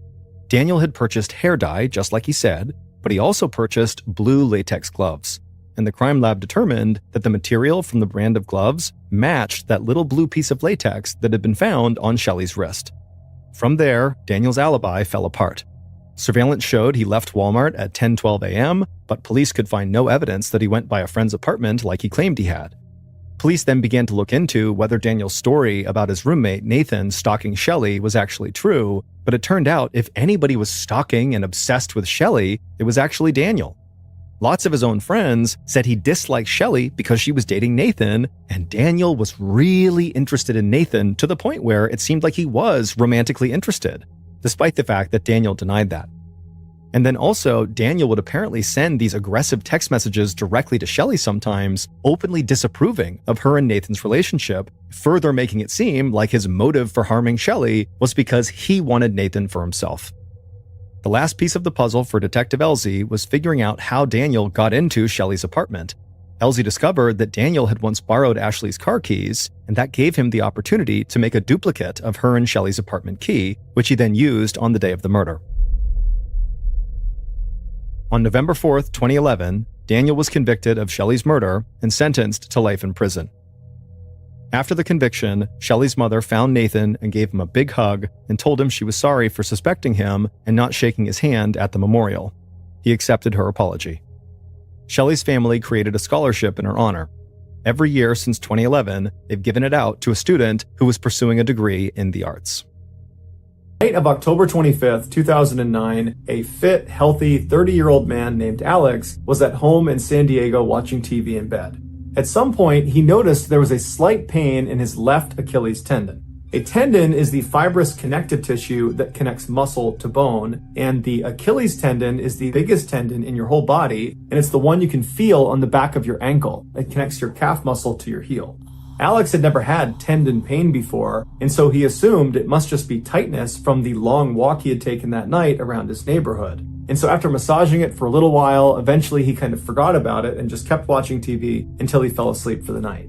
The next morning when Alex woke up, he immediately recognized that the pain in his left Achilles tendon was 10 times worse. It was blindingly painful, and then his right Achilles tendon was also now starting to hurt. And so he reflexively reached under the covers and tried to massage his sore tendons. But as soon as he touched the backs of his legs, he felt shooting pain in that area. And so he couldn't touch them anymore. And so instead, he swung his legs off the bed and he sat up on the edge of his bed. And then he slowly rocked forward until he transferred his weight onto his feet and tried to stand up. And as soon as he did, he fell to the ground because of the blinding pain in his tendons. And so he manages to pull himself back up using the bed, and then he hobbles his way out of his bedroom over to the top of the stairs, and then he grabs the railing and he carefully makes his way down the stairs. And as he's walking, it feels like the tendons are so tight, they're gonna snap like a rubber band. And so he gets to the bottom of the stairs and he walks his way around into the kitchen where he sits down and he kind of evaluates what's going on. And he thinks to himself, man, I must be developing a wicked case of tendinitis. Tendinitis is inflammation or irritation of the tendon. And so Alex grabbed his laptop, which was right in front of him. He opened it up and he began looking for ways to alleviate pain from tendinitis. And so after looking in a couple medical forums, he got up and hobbled his way over to the bathroom. He opened up the medicine cabinet and he grabbed the Icy Hot, which is a topical pain reliever. And then he hobbled his way into the first floor living room where he laid down on the couch. And then he applied a healthy amount of Icy Hot on the backs of both of his legs right over his tendons.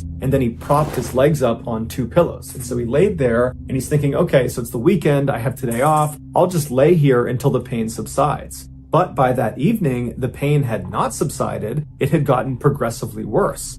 And so Alex picked up the phone and he called a podiatrist, which is a doctor who specializes in feet and the lower half of your leg. And he made an appointment for the following morning to have a look at his Achilles tendons. And so after he hung up, Alex thought to himself, the best thing I can do is probably just go to bed. I'm bound to feel better in the morning. And so Alex hobbles his way back up the stairs, holding onto the railing, and he goes into his bathroom to wash his face. He reaches for the towel, and he notices his thumb is suddenly locked up, and he can't move his thumb. And then his other thumb, too, locks up, and he's looking at them, and he can't get them to move. And so with his other fingers, he tries to move that thumb and bend that thumb, but he can't do it. The tendon in both of his thumbs had suddenly become unbelievably tight to the point where he couldn't move his thumbs anymore. Up until this point, Alex had convinced himself that whatever was happening with his Achilles tendons was probably minor, that with or without medical intervention, it was bound to just get better. But now he wasn't so sure, because the thumb situation, that really scared him. He had never experienced anything like that, and he couldn't help but think that whatever was happening in his thumbs was probably what was happening in his Achilles, making this a much more complex problem. So Alex forgets about washing his face or even going to bed, and instead leaves the bathroom and grabs the railing and hobbles back downstairs. He makes his way into the kitchen with the stiff thumbs, and he sits down at the table. He opens up his laptop, and he begins looking for any information about what is happening to him. A few minutes into his search, he was about to type something into Google when all of a sudden he felt the rest of his fingers start to lock up. The tendons in his fingers were tightening up just like his thumbs and just like his Achilles tendons. And so now Alex is going into crisis mode. He doesn't know what's happening to him. He has no idea what to do, but he manages to calm himself down. And he told himself, Alex, tomorrow you got a doctor's appointment. They'll know what's wrong with you. They will fix this. Everything's going to be just fine. And so despite his overwhelming urge to panic, he closes his laptop and he hobbles his way over to the stairs. He climbs up to the second floor and he goes directly into his bedroom, crawls in bed, and he goes to sleep. The next morning when he woke up, the tightness and pain in his Achilles tendons and in his hands had not gotten any worse, and that kind of comforted Alex. He's thinking, okay, we're past the worst of this. I just need to figure out what this is and then fix it. And so he crawled out of bed, he hobbled his way over to the stairs, he went down, he grabbed a quick bite to eat, and then he went outside to his car to head out to his doctor's appointment. When he got to his car, he reached for the door handle, and when he pulled on it, he felt an unbelievable surge of pain in the hand that was on the car. And when he looked down, all of the joints in that hand that had been pulling on the car, they had all separated, like the connective tissue that kept his finger whole was no longer strong enough.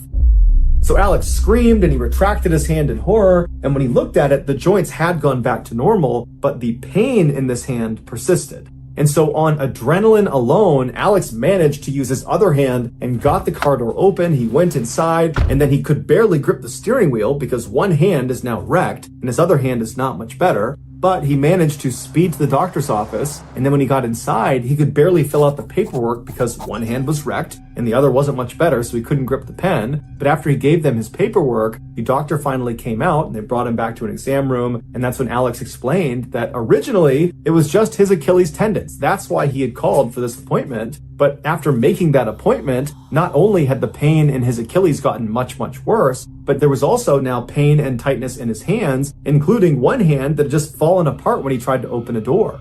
Alex told the doctor that he had never experienced anything even remotely resembling this in his entire life. He led a very healthy lifestyle and really had no idea what could be causing this. Although he did say 10 days prior, he had finished a round of antibiotics. The drug was called Cipro, but previously he had used this drug with no issues. But as a precaution, he told the doctor because he knew one of the side effects of this drug was tendon problems. And so as a precaution, Alex had actually brought the paperwork for that drug, Cipro, and he gave it to the doctor. And so the doctor, after hearing the story, he reads through the fact sheet of this drug, and he tells Alex that he doesn't think it's a side effect of the drug. He thinks Alex is showing all the signs of having an autoimmune disease, like lupus or multiple sclerosis, and that he needs to go to a rheumatologist and get tested for that.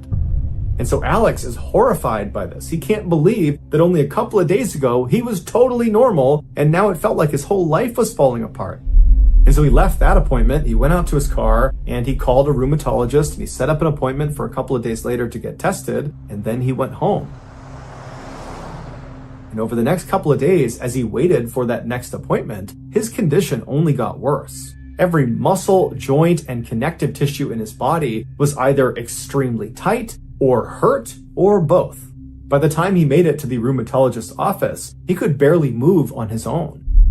After the doctor had run several tests on Alex, Alex began mentally preparing himself to be told that he had an autoimmune disease. He believed at this point that that was the most logical explanation for what was happening to him. But when the test results came back in, to Alex's shock, he was negative across the board. He did not have an autoimmune disease. And so Alex hobbled out of the office, he got out to his car, he sat down, and he was in pain and at a loss. He had no idea what was happening to his body, and it seemed like none of the experts knew either. And so when Alex got back to his house, he made his way into the kitchen and he sat down to do some more research, but he felt like he was at a loss there too. He didn't even know what to research. He had searched for every possible combination of pain, tightness in your Achilles, pain, tightness in your hands and your fingers, and nothing was lining up with his experience. And so he thought to himself, even though that podiatrist ruled out the antibiotic he had taken a cycle of before he started feeling the way he was feeling, even though he ruled that out, I might as well do some more research on it because it's the one thing I can point to that was newly introduced to my life before I had all these things happen to me. And so he opened up his laptop and he typed in Cipro side effects, and what he discovered horrified him. Cipro is part of a class of antibiotics called fluoroquinolones, and while it is a very effective antibiotic, it comes with extremely severe side effects. And enough people who have taken a fluoroquinolone have suffered from these side effects that there's actually a term given to them. They are said to have been floxed. And as Alex discovered in his research, there are many online communities for these floxed individuals, many of which used to be healthy and fit, but after taking these drugs, they became bedridden or had to transition to a wheelchair.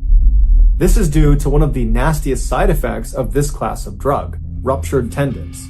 As a reminder, a tendon connects muscle to bone. And so if you were to say a tendon has ruptured, what you're actually saying is the muscle has torn off of the bone. And apparently, this is unbelievably painful and almost always requires surgery to fix. And in many of these floxing cases, the fluoroquinolone drugs cause these people's tendons to start dramatically tightening until they just start rupturing. And there's nothing they can do to stop it unless they stop moving, hence becoming bedridden and transitioning to wheelchairs. When Alex read all these horrible testimonials of people who had been floxed, he realized their experience mimicked his own. He was floxed. But once he knew what he was up against, he began looking for a timeline. How long would he have these symptoms for? And what he saw was most people experience these awful symptoms for about 3 months and then they fade away. So for 3 months, Alex suffered, but he stayed positive. He was certain he was going to get better. But 3 months came and went, and he didn't get better. In fact, he got worse. All of his tendons continued to tighten, and some of them ruptured, and he had to quit his job and had to move in with his parents. But he stayed positive. He went back online, and he began reading about more severe floxing cases, and he saw those people typically saw a big turnaround at the 3-year mark. And while that was overwhelming and awful and disheartening, he at least had something to look at as the light at the end of the tunnel. And so for 3 more years, he waited and waited in pain. He eventually became completely bedridden and completely dependent on his parents. But then the 3-year mark came and went, and much like the 3-month mark, nothing got better, he just got worse. And that was when Alex realized he was in the range of people that suffered from their floxing permanently. In 2016, so 7 years after taking that fateful dose of Cipro, he wrote a blog post on his website updating the world about his condition. In it, he says he's only gotten worse and that his life effectively came to an end in 2009 when over a 6-day period he swallowed those 12 Cipro pills. And so now all he looks forward to is his death.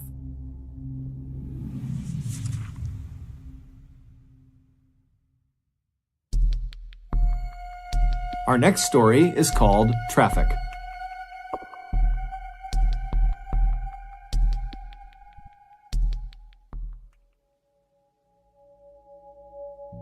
In 2013, 46-year-old Paul Baxter started feeling sick, and then he developed a wicked cough that got so bad over a couple of days that he could barely speak because he was just coughing the entire time.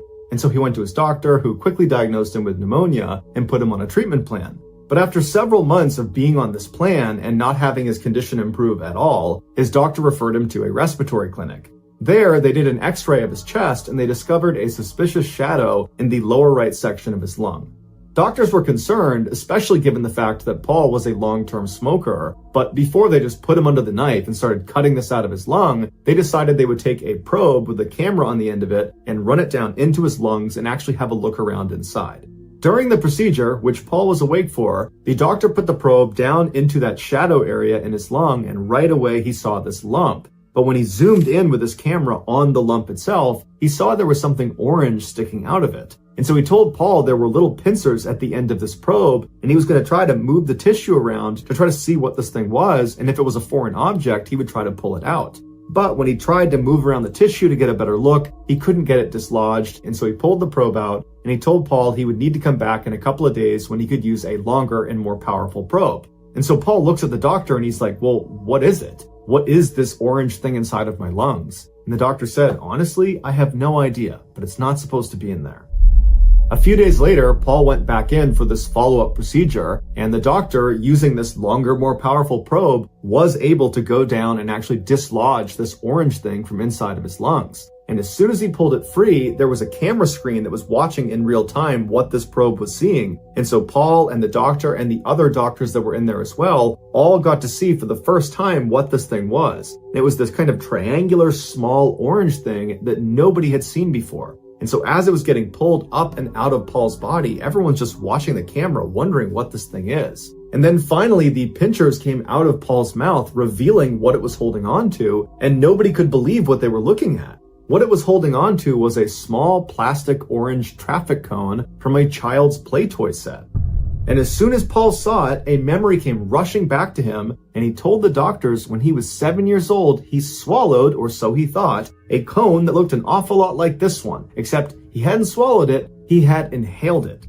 And then somehow, for 40 plus years, he'd had no symptoms related to it until now when he developed that cough. Paul would say when he had this revelation in front of the doctors, there was a moment of silence and then everybody just started cracking up laughing because none of the doctors had seen anything like it before and didn't really know how to react to it. And so Paul was allowed to keep his traffic cone, and after he left, his cough went away and he went back to normal.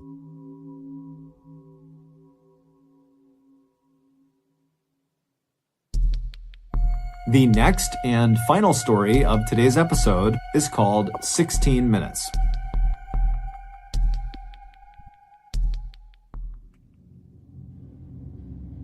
In 2006, 73-year-old Sherman Sizemore was the definition of a man's man. He had spent the bulk of his adult life doing one of the most dangerous jobs in the world, mining for coal in West Virginia.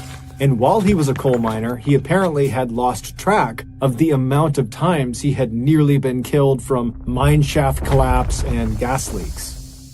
Later on in life, after his kids had all grown up, he had retired from coal mining and become an ordained Baptist minister. And despite his harrowing backstory and burly, intimidating appearance, he was known to be incredibly gentle and very calming to his parishioners. He was also known to be an incredibly devoted grandfather, to the point where if there was a chance to spend time with his grandkids, he would basically throw all of his responsibilities out the window to do that.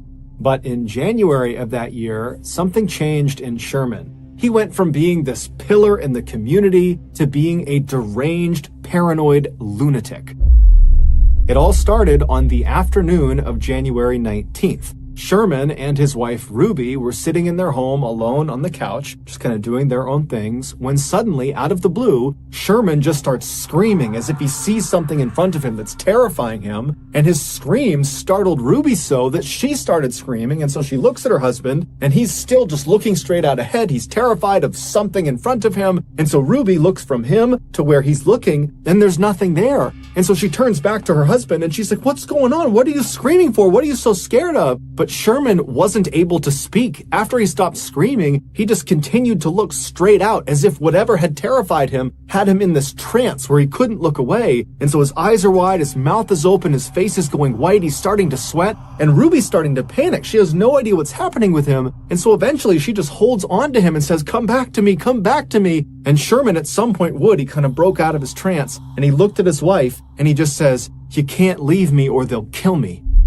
Ruby has never seen behavior like this in her husband ever. This is a completely different person she's interacting with, and so she has no idea what to do. And so instead, she just kind of holds on to Sherman and prays that he doesn't start acting like that again. But that didn't happen. All day long, periodically, he would just start screaming about something that Ruby couldn't see.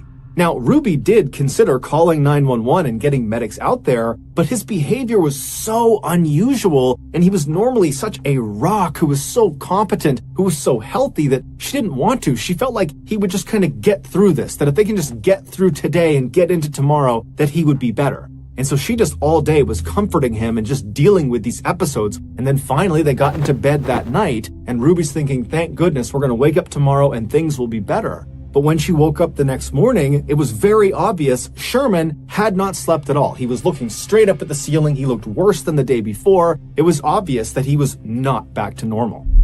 And so Ruby called the rest of the family and had them come over to figure out what they were going to do. But when Sherman found out his family was coming to his house, he told Ruby they can't come inside. He was afraid they and others were conspiring to bury him alive. The only person he could be around was Ruby, and his whole family had no idea what to do. Little did they know there was actually a very specific reason he was acting the way he was. A few months before January 19th, which was the day Sherman turned into this different person, a few months earlier, he began complaining of severe abdominal pains. And so he and his wife Ruby and his daughter, they went to the hospital, and the doctor, after examining him and running some tests, determined that most likely his pain was coming from his gallbladder. But the only way to be sure would be to do some exploratory surgery and literally look inside of Sherman's gut and look at his gallbladder and see if that was the problem. And so the doctor asked Sherman, are you prepared to do an exploratory surgery, or would you like to just kind of wait it out and see what happens with this pain? And so Sherman talked it over with his wife and his family, and they made the decision that the pain was just too much, and so they would go forward with the surgery.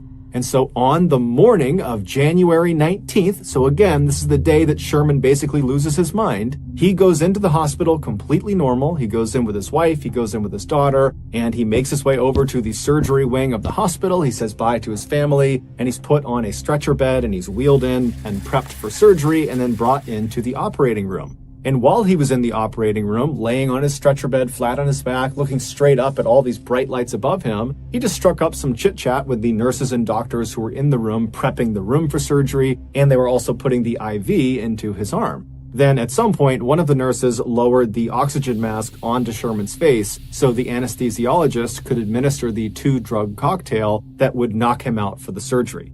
Sherman was scheduled to get something known as general anesthesia for this operation, where basically he would be completely out, he wouldn't feel anything, they'd do the surgery, and then he would wake up in recovery. And so once this mask was on Sherman's face, the anesthesiologist began pumping him full of the drugs that would make him be knocked out for the surgery. However, the anesthesiologist only administered one of the 2 drugs necessary for general anesthesia. He administered the paralyzing drug, but he did not administer the actual anesthetic that would knock him out, and most importantly, would get rid of all of his pain. And so as this mask is on his face and Sherman believes he's being given the proper dosage of drugs, the nurse who was nearby told Sherman to go ahead and start counting backwards in his head from 10, knowing full well that Sherman would pass out before he reached 0. And Sherman knew this too. He had been in surgery before, and so he happily began counting in his head. 10, 9, 8, he started to feel something. 7, 6, 5, 4, 3, 2, 1. Boom, he was out. Except he wasn't. When he reached 0 in his head, counting down, he realized he had not passed out. He began taking mental stock of what was going on, and he realized he could completely feel his body, but when he tried to move his body, he couldn't. He was completely paralyzed. When he tried to make a sound, he couldn't because his vocal cords were also paralyzed. The only thing he could move were his eyes. He could move them left and right. However, they had taped his eyes shut, so he can't see anything. And so Sherman is thinking to himself, okay, I've been given the drugs, maybe they're slow acting, any minute now I'm going to drift off to sleep and this will just be a distant memory. But after a few seconds, he's hearing the doctors and nurses in the room. He can't see them, but he hears them. They seem to be moving towards doing this operation, and he's still awake. And so Sherman becomes frantic and starts flicking his eyes left and right as fast as he possibly can. And the rapid eye movement actually loosened the tape on both of his eyelids, and it created a tiny slit that he could actually look through. And what he saw terrified him. The surgeon was walking over next to him. He was getting his gloves on. And then the surgeon says, "Scalpel." And the nurse hands him this chrome metallic blade. And the surgeon takes the blade and begins cutting into Sherman's midsection. Sherman felt everything, but Sherman couldn't do anything about it. All he could do was rapidly flick his eyes left and right in hopes one of them would see that he was awake, that he was feeling this. But no one was paying attention to his face, so they didn't see his eyes moving around. And so the surgeon continued to cut into his midsection until he had cut out a fairly significantly sized hole, at which point the surgeon hands the scalpel to the nurse and says, "Clamps." At which point the nurse hands him what looks like a torture device, and the surgeon proceeds to use these clamps to pin segments of Sherman's skin that has just been cut open to his body to basically keep the hole open. And then the surgeon began tugging on the outsides of this hole in Sherman's midsection, making sure it was big enough that he could actually get a good look into his body. And every little tug is sending lightning bolts of pain into Sherman's body. But again, all he can do is flick his eyes left and right, and no one's paying attention. Scope, the surgeon called out for, and the nurse handed him a camera that he jammed into Sherman's gut. And then the surgeon said, "Suction," and the nurse got what looked like a vacuum and pressed it inside of this open wound and began sucking out fluids from his body. The pain Sherman was experiencing is unimaginable. Every second felt like an eternity. Forceps, the surgeon called, and the nurse handed him these metal prongs that he put inside of this hole in Sherman's body, and he used them to dislodge his gallbladder so he could get a better look at it. By this point, Sherman wanted to die. He was no longer flicking his eyes left and right. He was just looking straight out, hoping someone would finally see him. And someone did. One of the nurses standing next to the surgeon looked up at Sherman's face and saw Sherman looking back, terrified at the nurse, at which point the nurse yelled out, "Stop, he's awake, he's awake!" And the surgeon practically faints, and he looks over at the anesthesiologist and he calls him, "Get over here and fix this." And so the anesthesiologist comes running over from the side of the room. He gets up next to Sherman and begins pumping him full of painkillers. And as he's doing this, he has this moment of clarity. He remembers he didn't give him the anesthetic. And so as these new painkillers that have just been introduced begin to take their effect, Sherman's eyes go from being terrified to glazed over, and he does pass off to sleep. And so now he's out and he can't feel anything. But now the anesthesiologist and the medical team realize they have a very big problem. This patient just experienced 16 minutes of surgery and felt all of it. And at the end of it, when he wakes up, he's going to remember it, and he's probably going to file a lawsuit against the hospital. And so a decision was made. It's unclear if the anesthesiologist acted alone or if the entire team was in on this, but regardless, the anesthesiologist administered an additional drug after giving all these painkillers. This additional drug was called midazolam, but it's better known as the amnesia drug. And like its nickname implies, anyone who gets it will forget what has just happened to them. And so the idea was by giving him this amnesia drug, he won't remember the trauma he had suffered through during the surgery, and so wouldn't file a lawsuit. And so after he was given this drug, the medical team, they went back to doing the surgery, they completed it, they got him back out to recovery, and then when Sherman woke up in recovery, he did not remember what had happened to him inside of the operating room, at least not consciously. Those horrible 16 minutes had been implanted on Sherman's subconscious. Basically, his body recognized that he had experienced extreme trauma. However, the amnesia drug wiped away the memory of how he received that trauma. So there's this big disconnect in his memory. And so when Sherman came to in the recovery room, he immediately sensed something was horribly, horribly wrong. He was scared, he was anxious, he had this incredible sense of dread, but he had no memory to tie these feelings to. And so as Sherman is sitting in recovery, he must have tried to kind of hide the way he was feeling because he didn't even remotely understand it. He had been completely happy and normal going into the surgery, and now a couple of hours later, he's a complete mess. And so he leaves the hospital that day on January 19th. He goes back to his house and he sits on the couch with his wife. And as he's sitting there, suddenly these horrible feelings he's having, they become too much. And he basically has a panic attack and he starts screaming out and he's terrified of something, but he doesn't know what it is. And then over the next couple of days, he began having these flashbacks where he would access the actual 16 minutes of torture he went through. But when he would see someone cutting into him and opening his chest up and sucking things out of it, he didn't think that happened to me and that's why I feel this way.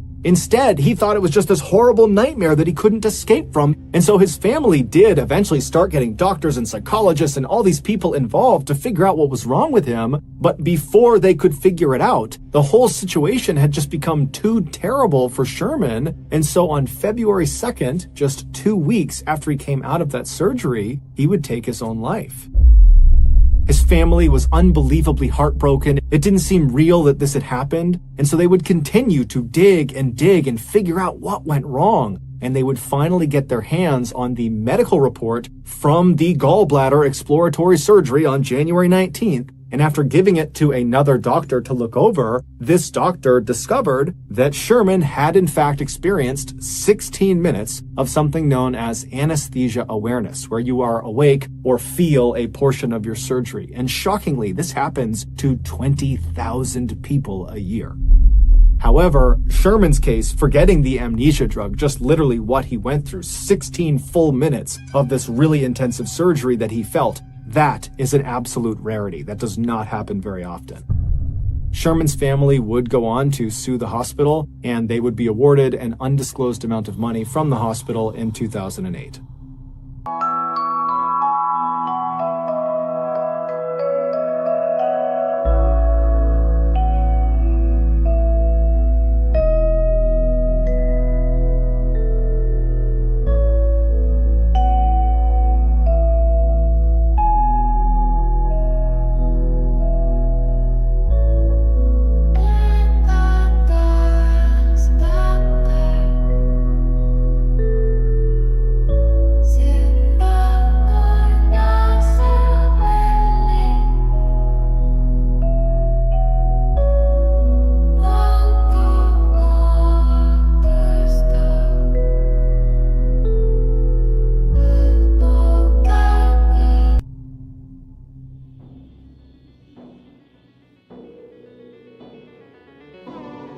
Thank you for listening to the MrBallen Podcast. If you got something out of this episode and you haven't done this already, please gift the Amazon Music follow button one of those magic 8 balls that can tell the future, but change all the potential answers to, sorry, try again.